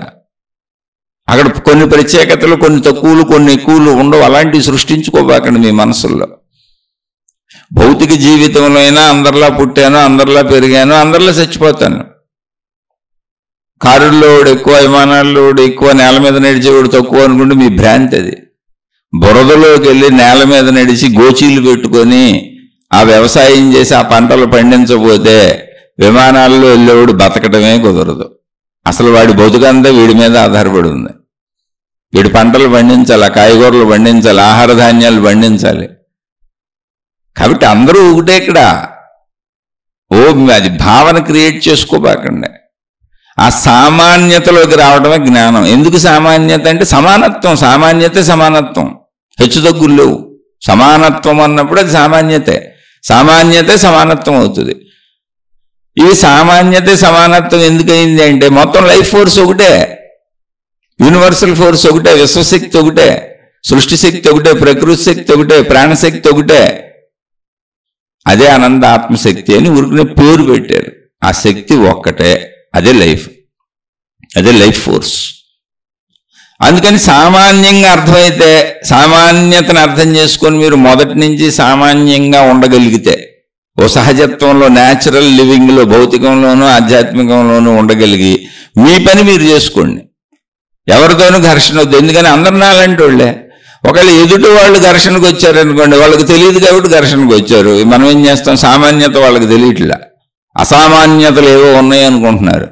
అదే చెబుతున్న, ఆధ్యాత్మికతలో అసామాన్యతలు సృష్టించే వాళ్ళ వల్లనే ఇక్కడ ప్రమాదాలు వస్తున్నాయి. అసలు ఒక గురువు శిష్యుడి కంటే ఎప్పుడూ ఎక్కువ కాదు. అసలు ఎక్కువ ఎలా అవుతాడు? ఒక దేవుడు ఒక మనిషి కంటే ఎప్పుడు ఎక్కువ కాదు. ఎందుకని మొత్తంగా దేవుడిలోను, ఈ గురువులోను, మీ మనిషిలోను, మొత్తం చెట్టు పుట్ట చేమ అన్నిటిలోనూ ఉన్న ఫోర్స్ ఒకటే, శక్తి ఒకటే, లైఫ్ ఫోర్స్. అదే అనంత ఆత్మశక్తి. ఆధ్యాత్మికం చెప్పేది అదే, ఆత్మజ్ఞానం చెప్పేది అదే. అది ఎప్పుడు చిట్ట చివరిలో అర్థం అవుద్ది. మనం ఇప్పుడు పాలు తాగుతున్నాం, ఉగ్గు పాలు తాగుతున్నాం. అందుకని ఇక్కడి నుంచి చెప్పుకుంటే వెళ్దాం. అందరూ నాలాంటి వాళ్ళని ఒక సామాన్యతలో జీవిద్దాం, భౌతికమైన ఆధ్యాత్మికమైన. సమూహంతో కలిసిపోయి సమూహ పిచ్చెక్కించుకోబాకండి.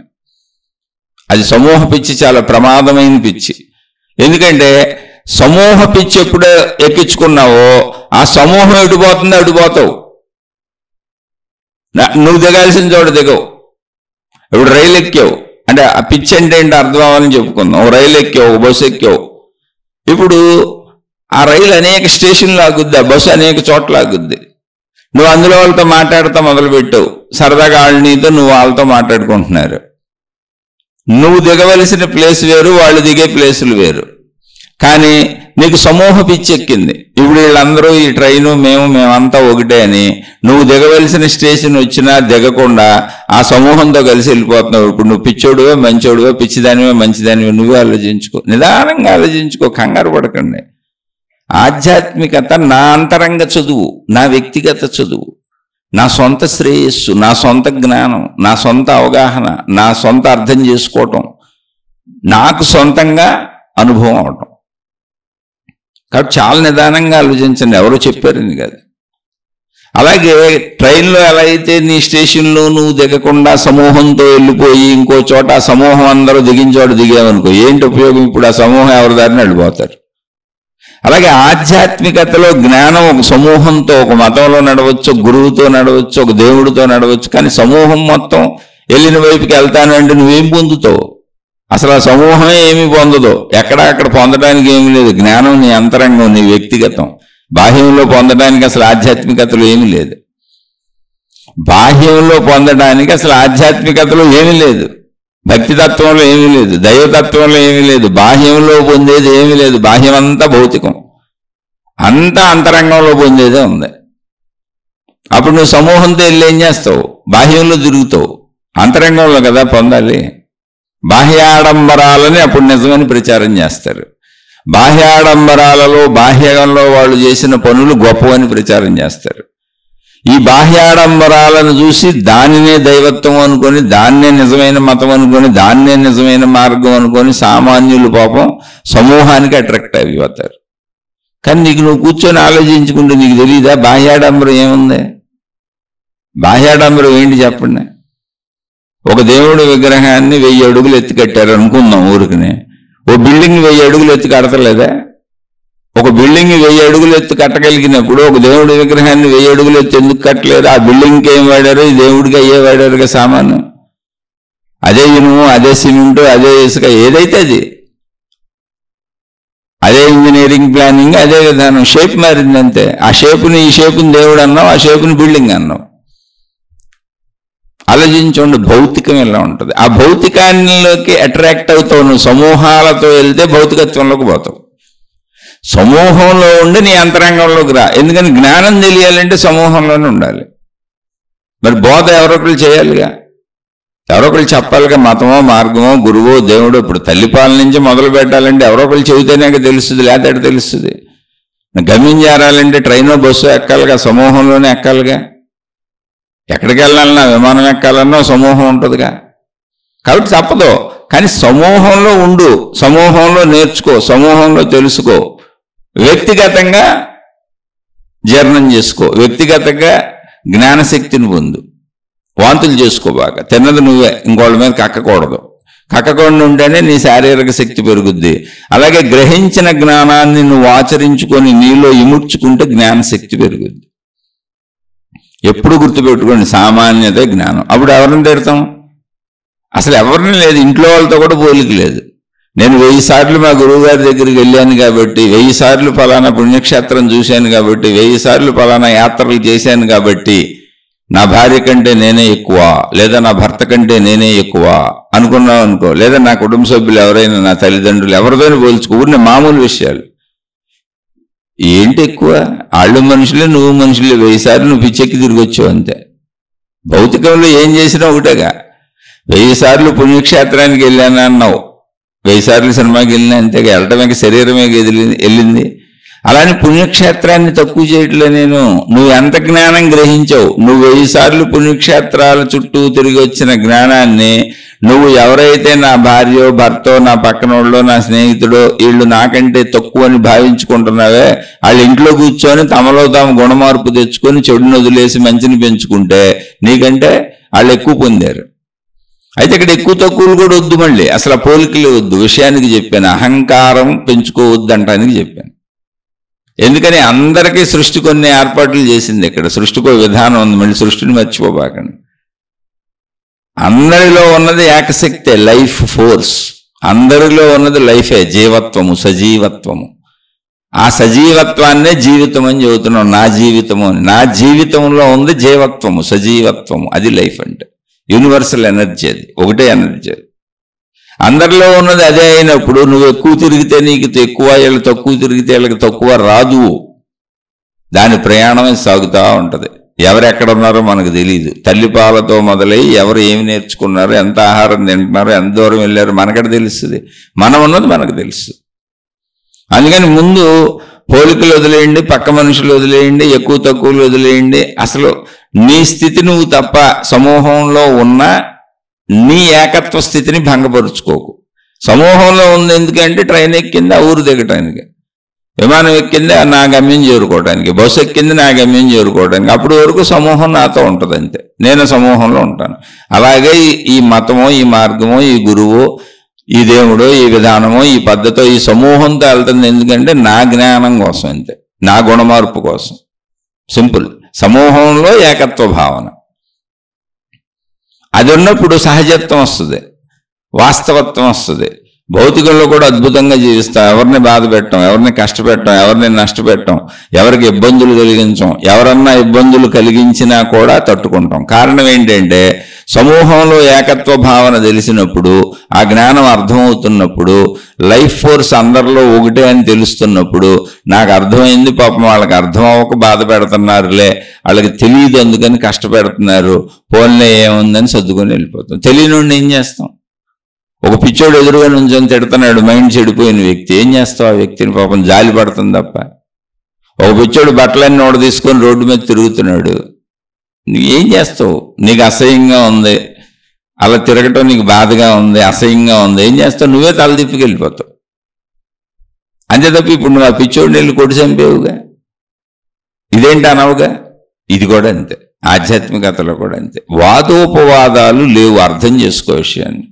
వాదనకు వస్తున్నారు, మన మంచి వాళ్ళు చెడు అని చెబుతున్నారు. ప్రత్యేకంగా చాలామంది మనలో చెడుని పనిగట్టుకొని ప్రచారం చేస్తుంటారు. పెద్ద పెద్ద గురువులను కూడా చూశాను, పెద్ద పెద్ద మత పెద్దలను కూడా చూశాను, మత ప్రవక్తలను కూడా చూశాను. నాదే రైట్ అని చెబుతూ ఇంకొకళ్ళని విమర్శిస్తూ ఉంటారు,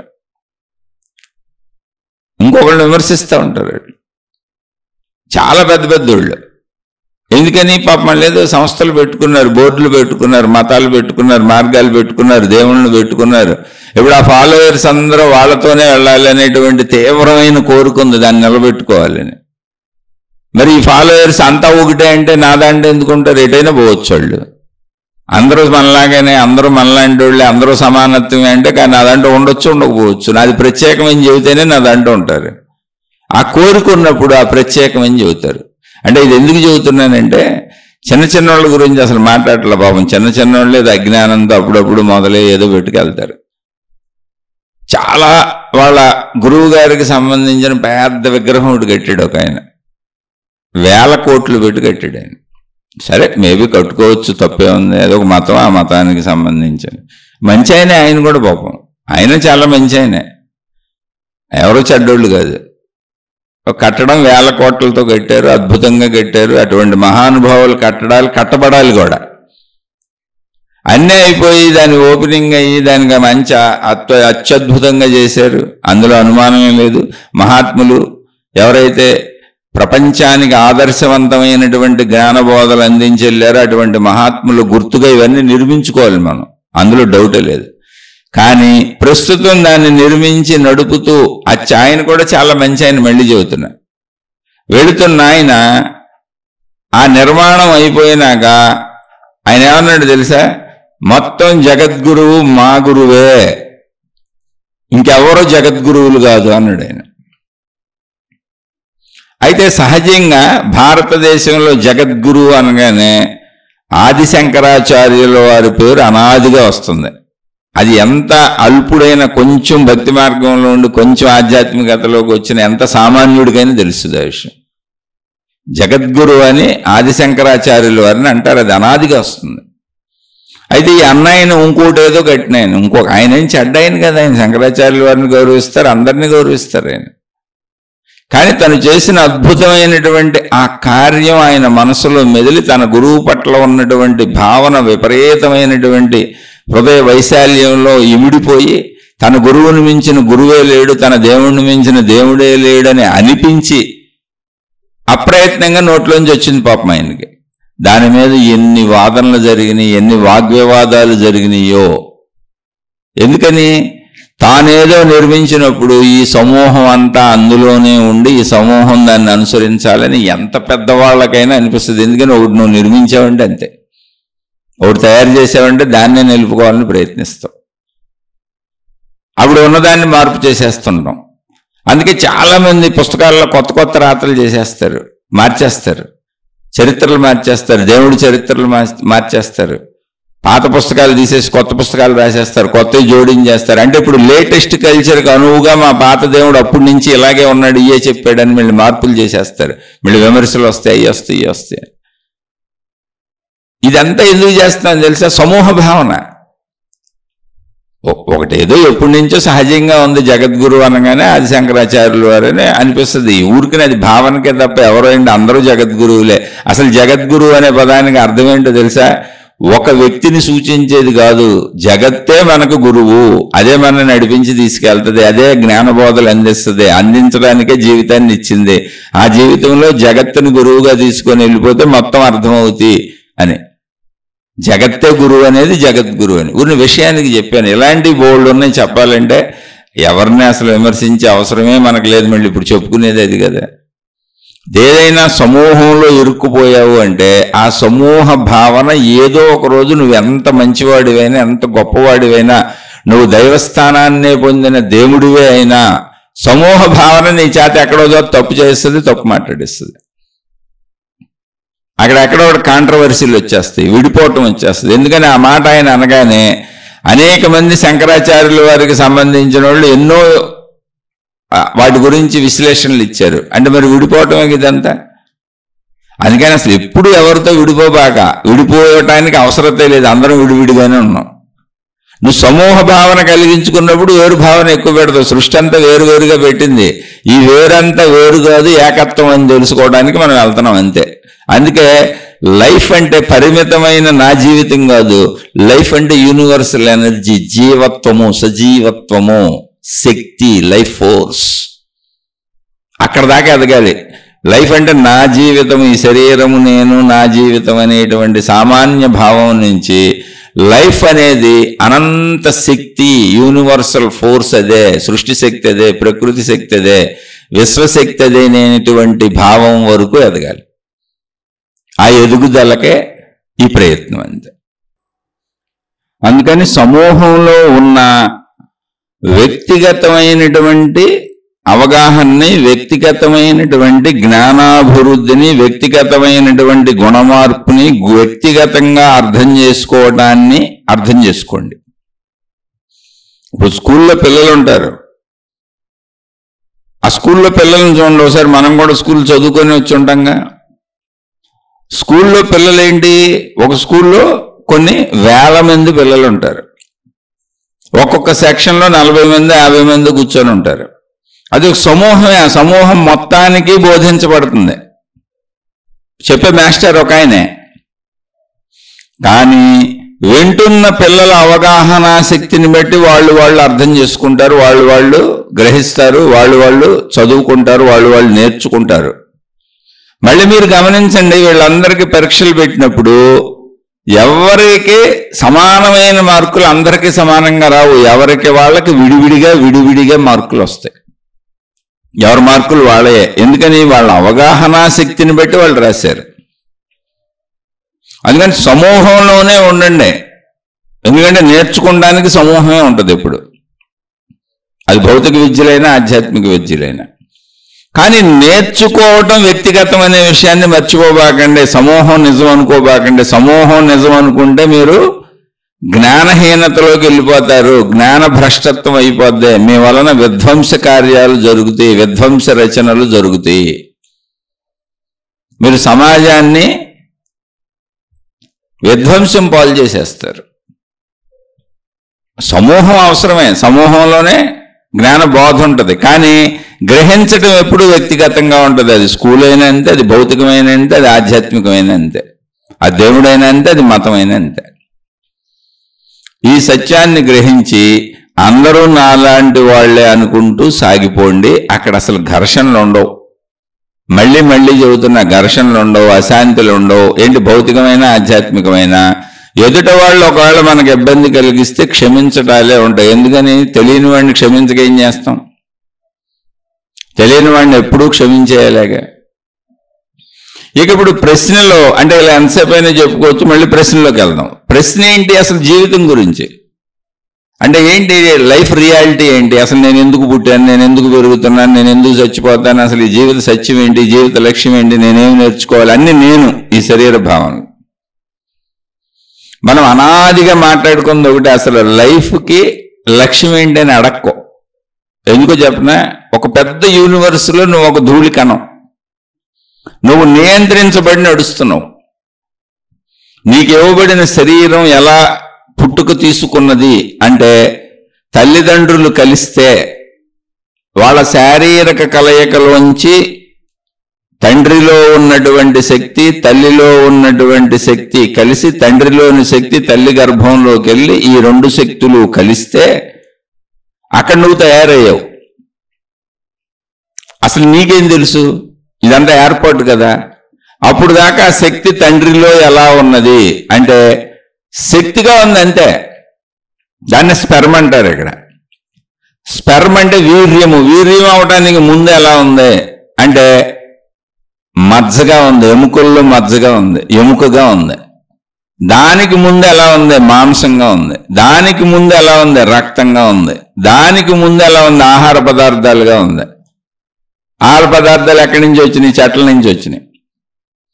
దానికి ముందు ఎలా ఉంది? పంచభూతాలుగా ఉంది. పంచభూతాలుగా ఉన్నదేంటి? Life force, life energy. Life అదే, ఎనర్జీయే లైఫ్, లైఫ్ ఫోర్సే, ఆ ఫోర్సే లైఫ్, ఆ చైతన్యతే లైఫ్. అదే లైఫ్గా మళ్ళీ ఒక వ్యక్తీకరించుకుంటుంది దాన్ని ఒక మనిషిగా, ఒక చెట్టుగా, ఒక పుట్టగా, ఒక గొట్టగా, ఒక జంతువుగా. ఎక్కడ వ్యక్తీకరించుకుంటుంది? తన ఫోర్స్లోనే, తన శక్తిలోనే. అదే మొత్తం యూనివర్స్. లైఫే యూనివర్స్, లైఫే నేచర్, లైఫే సృష్టి అంతా, లైఫే ప్రకృతి అంతా. అయితే లైఫ్ని శక్తిగా నువ్వు చూడలేవు, చూడటం కుదరదు.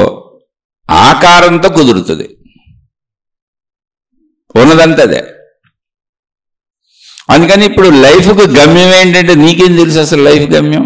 దాన్ని అలా చూస్తూ ఉండు, గమనిస్తూ ఉండు. ఆ సృష్టి ఎటు ఉందో అడుగు. అయితే మరెందుకండి ఎన్నో ఉపన్యాసాలు చెప్పుకోవడం, మంచిగా ఉండమంటాం, ధర్మంగా ఉండమంటాం, ఇన్ని ఇతిహాసాలు, వేదాలు, చరిత్రలు, పురాణాలు, ఇన్ని రకాల మత గ్రంథాలు, మత బోధకులు, గురువులు, దేవుళ్ళు, ఇదంతా ఎందుకండి? నాయనా, ఆ లైఫ్లో మనకివ్వబడిన ఆ లైఫ్ అంటే యూనివర్సల్ ఫోర్స్ ఏది ఉందో అది తనను తాను వ్యక్తీకరించుకొని మనంగా మారినప్పుడు, ఈ శరీరం నేనన్న భావనలో వ్యక్తీకరింపబడినప్పుడు మనకి ఇవ్వబడిన జ్ఞానశక్తిని బట్టి మన ప్రయత్నం అంతే. అది కూడా ఇవ్వబడిందే. ఆలోచన ఇవ్వబడిందే, ఆలోచన విధానం ఇవ్వబడిందే. నొప్పి తెలుస్తుంది, బాధ తెలుస్తుంది, అదంతా పెట్టబడిందే. ఒక ముళ్ళు కాళ్ళలో గుచ్చుకుంటే నొప్పి తెలుస్తుంది, రాయికి తెలియదుగా, రాయికి ఇవ్వబడలేదు. అలాగే ఒక స్త్రీ పురుష శారీరక సుఖం మనకు తెలుస్తుందిగా, అది రాయికి ఇవ్వబడలేదు, అది ఒక చెట్టుకి ఇవ్వబడలేదు, మనకి ఇవ్వబడింది. అలా మనకి ఇంద్రియాలు ఇవ్వబడింది, శరీరం ఇవ్వబడింది, అందులో విచక్షణ జ్ఞానం ఇవ్వబడింది, ఇది మంచి ఇది చెడు అని తెలిసే జ్ఞానం కూడా ఇవ్వబడింది. కాబట్టి ఇవ్వబడిన జ్ఞాన ప్రకారం, ఇవ్వబడిన విధంగా, ఇవ్వబడిన శరీరంతో, ఇవ్వబడిన అవయవాలతో, ఇవ్వబడిన మేధస్సుతో, ఇవ్వబడిన తెలివితో అన్ని ఇవ్వబడిన మన ప్రయత్నం మనం చేసాం అంతే. మన ముందోళ్ళు మాట్లాడినా, మహాత్ములు మాట్లాడినా, దేవుళ్ళు మాట్లాడినా, గురువులు మాట్లాడినా, గ్రంథాలు అనేకం రచించి ఇచ్చి శరీరాలు వదిలిపెట్టి వెళ్ళిపోయినా, ఇప్పుడున్న గురువులు, మాతాజీలు, మహర్షులు, మహాత్ములు, ఇప్పుడున్న లేటెస్ట్ దేవుళ్ళు చెబుతున్నా ఇవ్వబడిన అందరూ ఇవ్వబడిందే మాట్లాడుతున్నారు. చూడండి, మీరు అందరూ మానవ జాతి గురించే చెబుతారు, అందరూ మనుషులు చేయాల్సినవి చెబుతారు. అసలు ఎవరికే ఈ గ్రహ గోళాలు ఎన్ని ఉన్నాయో తెలియదు, అనంతంగా ఉన్నాయని సైన్స్ చెబుతుంది, అనంతమని వదిలేశారు. ఆ గోళాలు భూమి కంటే కొన్ని 100 రెట్లు పెద్దవి ఉన్నాయి, అవి ఎందుకున్నాయో తెలియదు, అలా ఎందుకున్నాయో తెలియదు, వాటిల్లో ఏముందో తెలియదు, మొత్తంగా విశ్వశక్తి అని వదిలేసాం అంతే. అలాగే ఇన్ని జంతువులు ఎందుకున్నాయో తెలియదు, ఈ జంతువులన్నీ ఏంటో తెలియదు, ఇన్ని చెట్లు ఎందుకున్నాయో తెలియదు, ఇన్ని పొట్టలో గొట్టలో ఈ భూమి మీద ఇంత ప్రకృతి ఎందుకుందో తెలియదు, మొత్తం విశ్వం ఎందుకుందో తెలియదు. ఆ ఎందుకనే దానికి ఎవరికి ఆన్సర్ తెలీదు. ఆ ఆన్సర్ని ఎవరికాళ్ళు తెలిసినట్టు చెప్పేస్తే నమ్మకండి. జస్ట్ నీకు ఇవ్వబడిన దాంట్లో మాట్లాడుతున్నారు అంతే అందరూ. అలా ఒక ఊహాత్మకత కూడా ఇవ్వబడింది, అందులో ఎవరికి తోచినట్టు వాళ్ళు తయారు చేస్తున్నారు. అందుకని లైఫ్కి పర్పస్ ఏమి లేదు, లైఫే పర్పస్. జీవితం ఇవ్వబడింది, జీవించంతే. ఆ జీవిస్తున్నప్పుడు నీకు మంచి చెడులు తెలుస్తున్నాయి కనుక మంచిగా జీవించమని పెద్దలు చెప్పారు అంతే. ఆ జీవితం ఇవ్వబడిన జీవితంలో నీకు అనుభవాలు అనుభూతులు తెలుస్తున్నాయి కనుక అనుభవించు, ఆస్వాదించు. ఇప్పుడు చక్కగా సంసార జీవితం జీవించి ఎవరు వద్దన్నారు? ఎందుకని జీవిత భాగస్వామి స్త్రీ పురుషులు వేరువేరుగా పుట్టించబడ్డారు, ఆకర్షణ ఇవ్వబడింది, ఆకలి పెట్టబడింది, ఆహార పదార్థాలు అనేకం ఉన్నాయి, అనేకంగా వస్తువులు తయారు చేసుకోవచ్చు, ఆ జ్ఞానం ఇవ్వబడింది, వస్తువులకు అవసరమైన ముడి సరుకు ఇవ్వబడింది, పంచేంద్రియాలు ఇవ్వబడినాయి, వాటికి అవసరమైనవన్నీ బయట ఇవ్వబడినాయి. చక్కగా అన్నిటినీ అనుభవిస్తూ ఆనందిస్తూ ఆస్వాదిస్తూ బతుకు. అలాగే బాల్యం నుంచి వృద్ధాప్యం వరకు శరీరం దాని అంతటా అదే వెళ్ళిపోద్ది. దాన్ని అంగీకరించంతే. దాన్ని ఎక్కడా ఆపుతావు నువ్వు? ఆపటం నీ వల్ల కాదు, మరణం జరుగుతుంది. అంగీకరించు. అన్నింటినీ అంగీకరించడమే జ్ఞానం.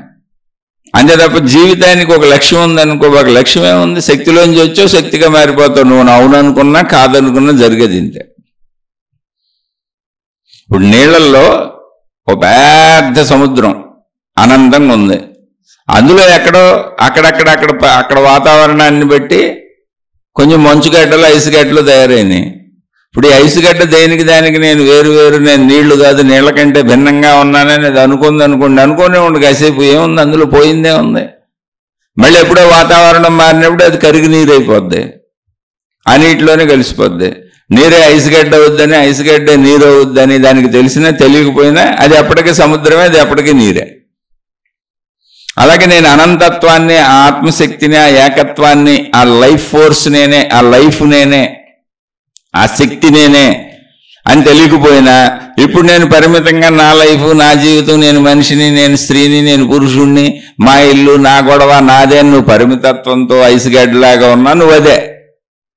కాదు నేను లైఫ్ ఫోర్స్ని అనుకున్నా నువ్వు అదే. ఇందులో వచ్చిన నష్టం ఏమి లేదు. కాబట్టి నీకు ఏదో పెద్ద గమ్యము ఏమి లేవు. జీవితానికి గమ్యమేం లేదు. ఉన్నదంతా ఒకటే శక్తి అయితే గమ్యమే ఉంటుంది. ఇక్కడ పర్పస్ ఏముంటుంది? ఇక్కడ పర్పస్ ఏమి లేదు, జీవించటమే పర్పస్. జీవించంతే. ఉన్నావుగా జీవించు. దానికి మళ్ళీ పర్పస్ ఎందుకు ఎత్తుక్కుంటున్నావు? పర్పస్ ఎత్తుక్కుంటున్నావు అంటే ఏదో కావాలి నీకు, లక్ష్యం ఎత్తుక్కుంటున్నావు అంటే ఏదో కావాలి నీకు. అసలు ఏది కాదు, నువ్వు ఉన్నది నువ్వే, ఉన్నదంతా నువ్వే. నువ్వు అనుకున్నా అనుకోపోయినా ఇది నువ్వే. కానీ ఈ శరీరంతో ఇలా తెలుస్తుంది కనుక ఆ శరీరంతో అలా ఉండటమే సృష్టి నీకు ఇచ్చింది అంతే. అంతకంటే నీకు ఇంకేం ఇవ్వబడలేదు. తర్వాత మరణం ఇవ్వబడుతుంది, అంగీకరించు. జరిగే మార్పులన్నీ అంగీకరించు, జరుగుతున్న దాన్ని అంగీకరించు. అంగీకరించక ఏం చేస్తావు?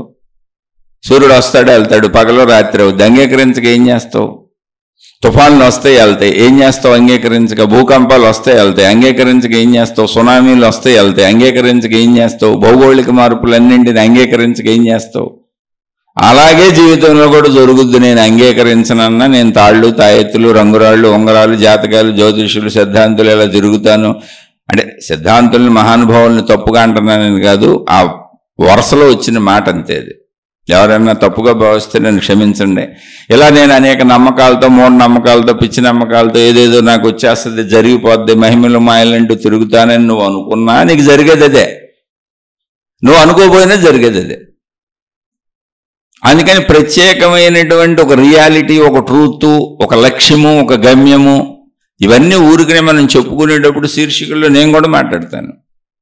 ఏదన్నా ఆత్మ గురించి, ఆటి గురించి చెప్పుకునేటప్పుడు నువ్వు ఒక మనిషిగా మనం ఇక్కడ ప్రయత్నించడం, సాధించడం, తెచ్చుకోవడం, డబ్బు సంపాదించడం, వస్తువులు కొనుక్కోవడం ఇలా ఉంది. కాబట్టి అలాంటి భావనలోనే, అలాంటి పద్ధతిలోనే, అలాంటి భాషా తీరులోనే మాట్లాడుకుంటాం ఆధ్యాత్మికతనే. కానీ ఒరిజినల్గా అసలు వాట్ ఈజ్ లైఫ్ అన్నాం అనుకో, వాట్ ఈజ్ లేదు, లైఫ్ అంతే. వాట్ లేదు, ఈజ్ లేదు. ఆ ఈజ్ బీయింగ్ అనేది లైఫ్, ఉండటం. ఏంటి లైఫ్ అంటే ఉండటమే లైఫ్. వై ఈజ్ లైఫ్ అన్నావు అనుకో, ఎందుకు లైఫ్ అన్నావు అనుకో, దానికి వై లేదు. ఎందుకుంది జీవితం ఎలా అన్నావు అనుకో, ఎవరిని అడుగుతావు? జీవితం ఉందంటే ఎవరిని అడుగుతావు? ఇప్పుడు వెళ్ళి అమ్మా నాన్నని అడిగామనుకో, ఏమండి ఎందుకు ఉందండి ఇలా జీవితం, అనవసరంగా నన్ను కన్నారు అన్నావు అనుకో, నాయన నిన్ను కందాం అనుకోలేదు, లేదా తల్లి నిన్ను కందాం అనుకోలేదు, మేమేదో సరదాగా మా ఆనందం తీర్చుకుంటుంటే నువ్వు కడుపులో పడ్డావు, అది సృష్టి చేసింది, సర్లే నిన్ను చంపేయటం ఎందుకని కన్నాం అంతే, కన్నాం కదా చంపేయటం ఎందుకని పెంచామని చెబుతారు. అంతకంటే ఆన్సర్ ఏముంది అక్కడ? అందుకంటే ఆన్సర్ లేదు. అందుకని వై లేదు, వాట్ లేదు, జస్ట్ ఉంది లైఫే. వాట్ ఈజ్ లైఫ్ కాదు, లైఫ్ ఈజ్ అంతే. లైఫ్ ఉంది, ఉంటుంది, ఎప్పటికీ ఉంటుంది. అలాగే వై లేదు, లైఫ్ ఉంది, ఉంటుంది. What is the purpose of life? Purpose ఏం లేదు, లైఫే పర్పస్. అది ఉండటమే అంతే, దానికి ఏం పర్పస్ లేదు. పర్పస్ అంటే మళ్ళీ ఏదో రెండోది ఉండాలి, ఉన్నదంతా అదే. రియాలిటీ ఏంటి? రియాలిటీ అదే, దానికి రియాలిటీ ఏం లేదు, రియాలిటీ అదే. దాన్ని నువ్వు అంగీకరించడమే రియాలిటీ. నీకు ఇలా మానవ శరీరం ఇవ్వబడింది, స్త్రీగా పురుషుడిగా, జస్ట్ లైక్ దట్ అంతే.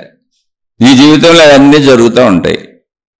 కాకపోతే నీకు విచక్షణ కూడా ఇవ్వబడింది కనుక, మంచి చెడు తెలుస్తుంది కనుక, బాధ నొప్పి తెలుస్తుంది కనుక మంచిగా బతకమని చెప్పారు. అంటే అంతకుమించి మంచిగా బతకమనేది పర్పస్ కాదు, ఉద్దేశం కాదు, ఏది కాదు. ఉంది కనుక, తెలుస్తుంది కనుక బెటర్గా బతకమని చెప్పారు.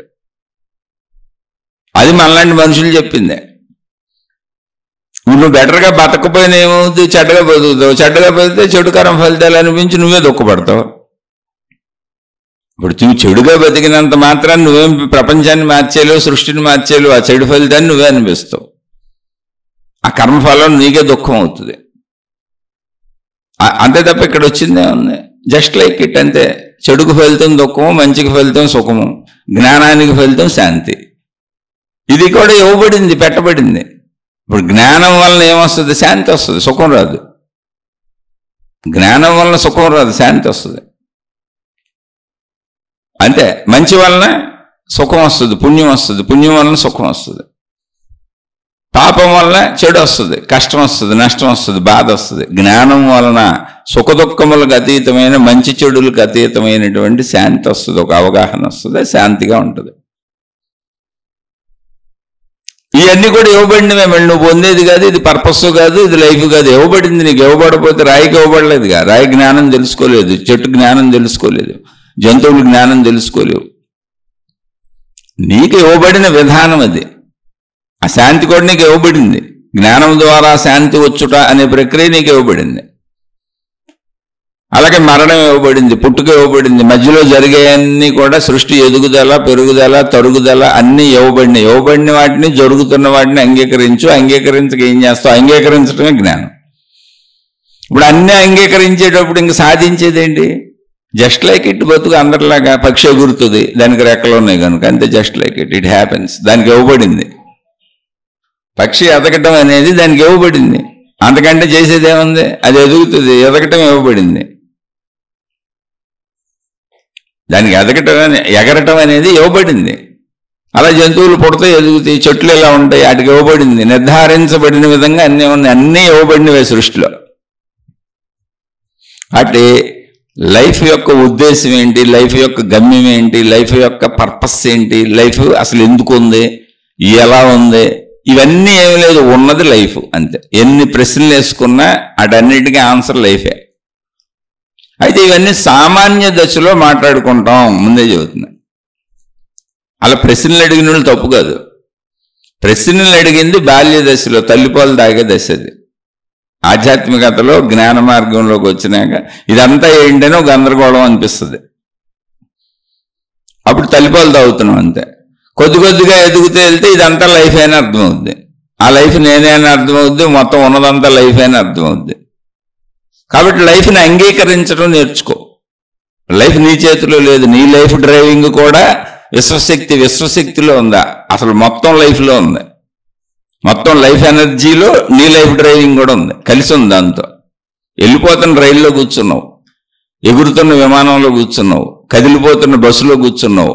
అది ఎక్కడ ఆగితే అక్కడే దిగుతావు. అందరికీ ఏం జరుగుద్దో నీకు అదే జరుగుద్ది. నువ్వు స్వతంత్రంగా చేసుకోవడానికి ఏం కుదరదు అక్కడ. జస్ట్ లైక్ ఇట్ యూనివర్స్ మొత్తం, లైఫ్ మొత్తం లైఫ్గా అలా దాని స్థితిలో దాని గతిలో అది ఉంది. అందులోనే నువ్వు కూడా ఉన్నావు. ఆ లైఫ్ నేనే, ఆ లైఫ్ ఫోర్స్ నేనే అని తెలుసుకుంటావా? తెలుసుకో. లేదు నాది సపరేట్ లైఫ్ అనుకుంటావా? అంగీకరించి కూర్చో. నువ్వు ఏదైనా చెయ్యి. అంగీకరించటం అంటే నేను సపరేట్ లైఫ్, సపరేట్ మనిషిని అనుకుంటే అంగీకరించటం తప్ప దారి లేదు. కాదు కొంచెం తెలుసుకుంటాను, జ్ఞానాన్ని పొందుతానంటావా? అప్పుడు ఆ లైఫ్ నేనేం తెలుసుకుంటావు. ఏ యూనివర్సల్ ఫోర్స్ ఉందో, ఏ విశ్వశక్తి ఉందో, ఏ సృష్టి శక్తి ఉందో, ఏ ప్రకృతి శక్తి ఉందో, నాలో ఏ ప్రాణశక్తి ఉందో, అదే ఆత్మశక్తిగా ఏ మహాత్ముల చేత చెప్పబడిన శక్తి ఉందో, ఆ శక్తి నేనేం తెలుసుకుంటావు. అప్పుడు లైఫ్ నేనేం తెలుసుకుంటావు. అప్పుడు ఈ శరీరము నేను, ఈ శరీరంతో జనన మరణాల మధ్య ఉన్న జీవితముని లైఫ్ అని, ఆ చిన్న జీవితాన్ని లైఫ్ అని పిలుచుకొని లైఫ్ ఎందుకు అని అడిగిన నేను, యూనివర్సల్ లైఫ్ ఫోర్స్నే నేను. మొత్తం లైఫ్ శాశ్వతము. ఆ శాశ్వతత్వాన్ని, సజీవత్వాన్ని, చైతన్యత్వాన్ని, ఆ జీవాన్నే నేను అనే ఏకత్వ భావనకి వెళ్ళి తెలుసుకుంటాం అంతే. అది కూడా ఆటోమేటిక్గా ఏం జరుగుద్ది, ఏం లేదు అందులో. ఎందుకని అది నిజమే కనుక, అది అబద్ధం కాదుగా. ఇప్పుడు నువ్వు తెలుసుకోకపోయినా నేను మనిషిని అనుకున్నా అది నువ్వే. ఒక సముద్రంలో గడ్డగట్టినటువంటి ఒక ఐసు ముక్క, నేను నీళ్లు కాదు, ఈ సముద్రం కాదు, దీనికంటే వేరు నేను, ఎందుకంటే నా షేప్ అంతా వేరుగా ఉంది, నేను దృఢంగా ఉన్నాను, గట్టిగా ఉన్నాను, నీళ్లు పలచగా ఉన్నాయని అనుకున్నా అది నీరే. కరిగినాకైనా దానికి అర్థమవుద్ది. అలాగే నేను మనిషిని, ఒక జీవిని, శరీరాన్ని నువ్వు అనుకున్నా తర్వాత ఏంటి నీకు అర్థమవుద్ది. కరిగినాకైనా అర్థమవుద్ది, ఖచ్చితంగా అర్థమవుద్ది. అది అర్థం చేసుకునే ప్రయత్నంలో ఇవన్నీ మాట్లాడుకుంటున్నాం. ఎందుకని ఆ ప్రయత్న శక్తి కూడా మనకి ఇవ్వబడింది అనే విషయం మర్చిపోబాకండి. మనం ప్రయత్నించట్లా, ప్రయత్న శక్తి కూడా ఇవ్వబడింది, ప్రయత్నించడానికి అవకాశాలు ఇవ్వబడినాయి, ప్రయత్నిస్తే అర్థం చేసుకునే జ్ఞానం ఇవ్వబడింది. ఆ పరిస్థితులు సమకూర్చబడ్డాయి కాబట్టే మనం చెప్పుకుంటున్నాం. మరి అందరూ వింటలేదుగా, అందరూ చెప్పుకోవట్లేదుగా. ఈ టైంలో ఎంతమంది సినిమా హాళ్లలో ఉన్నారు, ఎంతమంది వృత్తి వ్యాపార ఉద్యోగాల్లో ఉన్నారు, ఎంతమంది అనేక చెడు కార్యాలు చేస్తున్నారు, ఎంతమంది అనేక మంచి కార్యాలు చేస్తున్నారో మనం మాత్రమే ఎందుకు వింటున్నాం, మనం మాత్రమే ఎందుకు ఇలా మాట్లాడుకుంటున్నాం అంటే ఇది మనకు సమకూర్చబడింది. ఎవరికైనా సమకూర్చబడిందో అది వాళ్ళు చేస్తున్నారు. నువ్వు మంచి చేయాలన్నా, నువ్వు చెడు చేయాలన్నా, నువ్వు జ్ఞానవంతమైన ఆలోచనలు చేయాలన్నా, జ్ఞానం తెలుసుకోవాలన్నా అది నీకు సమకూర్చబడాలి. ఈ శరీరం ఎలా సమకూర్చబడిందో, ఈ శరీరం బ్రతకడానికి అవసరమైన వనరులు ఎలా సమకూర్చబడినాయో, అన్ని సృష్టిలో ఎలా సమకూర్చబడి మొత్తం యూనివర్స్ లైఫ్గా విరాజిల్లుతుందో, యూనివర్సల్ ఫోర్స్ లైఫ్ ఎనర్జీగా ఆ విశ్వశక్తి ఎలా విరాజిల్లుతుందో, అలా ఆ విరాజిల్లటంలోనే మనం కూడా కలిసి ఉన్నాం. మన శరీరము, మన జీవితం ఇవన్నీ కూడా అందులోనే ఉన్నాయి, దానితోనే ఉన్నాయి. అదే మనం అదే. కాబట్టి అంగీకరించడం నేర్చుకుంటే మరణంతో సహా అన్ని అంగీకార ఆమోదయోగ్యమైపోతే, భయాలు పోతే, బాధలు పోతే, దుఃఖాలు పోతాయి, మొత్తం సమస్తం పోతాయి. డిప్రెషన్లు ఉండవు, ఒత్తిడి ఉండదు, స్ట్రెస్ ఉండదు. ఇదంతా సామాన్య జ్ఞానం. అంగీకరించను, ఇది ఇలాగే జరగాలని ఎప్పుడైతే అనుకుంటావో మొత్తం అన్నిటికీ లోనైపోతావు. ఇప్పుడు చెప్పుకున్న అన్ని మళ్ళీ వ్యతిరేక దిశలో నీ మీద పనిచేస్తాయి. స్ట్రెస్గా, ఒత్తిడిగా, ఏదో నేనన్న భావన, శరీరం అన్న భావన, నేను అదని మొక్కలుగా చిన్న చిన్న పార్టులుగా చేసుకుంటూ ఒత్తిళ్ళకి లోనై అలా వెళ్ళిపోతూ ఉంటావు. అంగీకరించకుండా వెళ్ళినా కూడా నువ్వు ఎక్కడికి వెళ్ళడానికి ప్లేస్ ఏం లేదు. నువ్వు ఇక్కడే ఉన్నావు, ఇక్కడే ఉంటావు, ఇలాగే ఉంటావు. నీ భావ మార్పులో నువ్వు దుఃఖపడుతున్నావు అంతే. అంగీకరించని భావ మార్పు అనే అజ్ఞానంలో నువ్వు బాధలకు గురయ్యావు. అంగీకరించటం అనేటువంటి జ్ఞాన భావంలో నువ్వు సుఖానికి లోనవుతున్నావు, శాంతికి లోనవుతున్నావు, అంతే తేడా. దాంట్లో జ్ఞానాన్ని తెలుసుకుంటూ వెళ్తే అదే నేనని అందులో లీనమైపోతావు. అదొక శాంతిని ప్రసాదిస్తుంది. లైఫే నువ్వు. కాబట్టి లైఫ్కి పర్పస్ ఏంటి?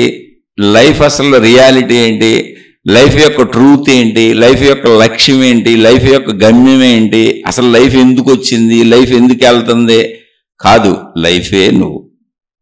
ఈ మొత్తం ప్రశ్నలన్నిటికీ ఆన్సరు నువ్వే, లైఫే నువ్వు. ఉన్నదంతా లైఫే ఇక్కడ, అది నువ్వే. ఆలోచించి చూడండి. అర్థం కాకపోతే మళ్ళీ తప్పకుండా అడిగే ప్రయత్నం చేయండి. తెలిసినంత వరకు మాట్లాడుకొని విశ్లేషించుకునే ప్రయత్నం చేద్దాం. ఏదైనా మనకన్నీ ఇవ్వబడినవి, సమకూర్చబడినవి, అవి అర్థమయ్యేలా చేయబడినవి, అంత జ్ఞానం ఇవ్వబడింది, ఆ అవగాహన శక్తి ఇవ్వబడింది, అది అర్థం చేసుకోవడానికి అనువైనటువంటి స్థితి గతి ఇవ్వబడింది కనుకనే ఇది కూడా మనం మాట్లాడుకుంటున్నాం. ఇక్కడ అన్ని ఏర్పాటు చేయబడిన వ్యవస్థలో అందులో ఎలా ఉంటాం అన్నది నీ ఇష్టం. శుభమస్తు. మీకు మీ కుటుంబ సభ్యులకు మేలు చేకూరుగాక. మరొక కొత్త శీర్షికతో కలుసుకుందాం.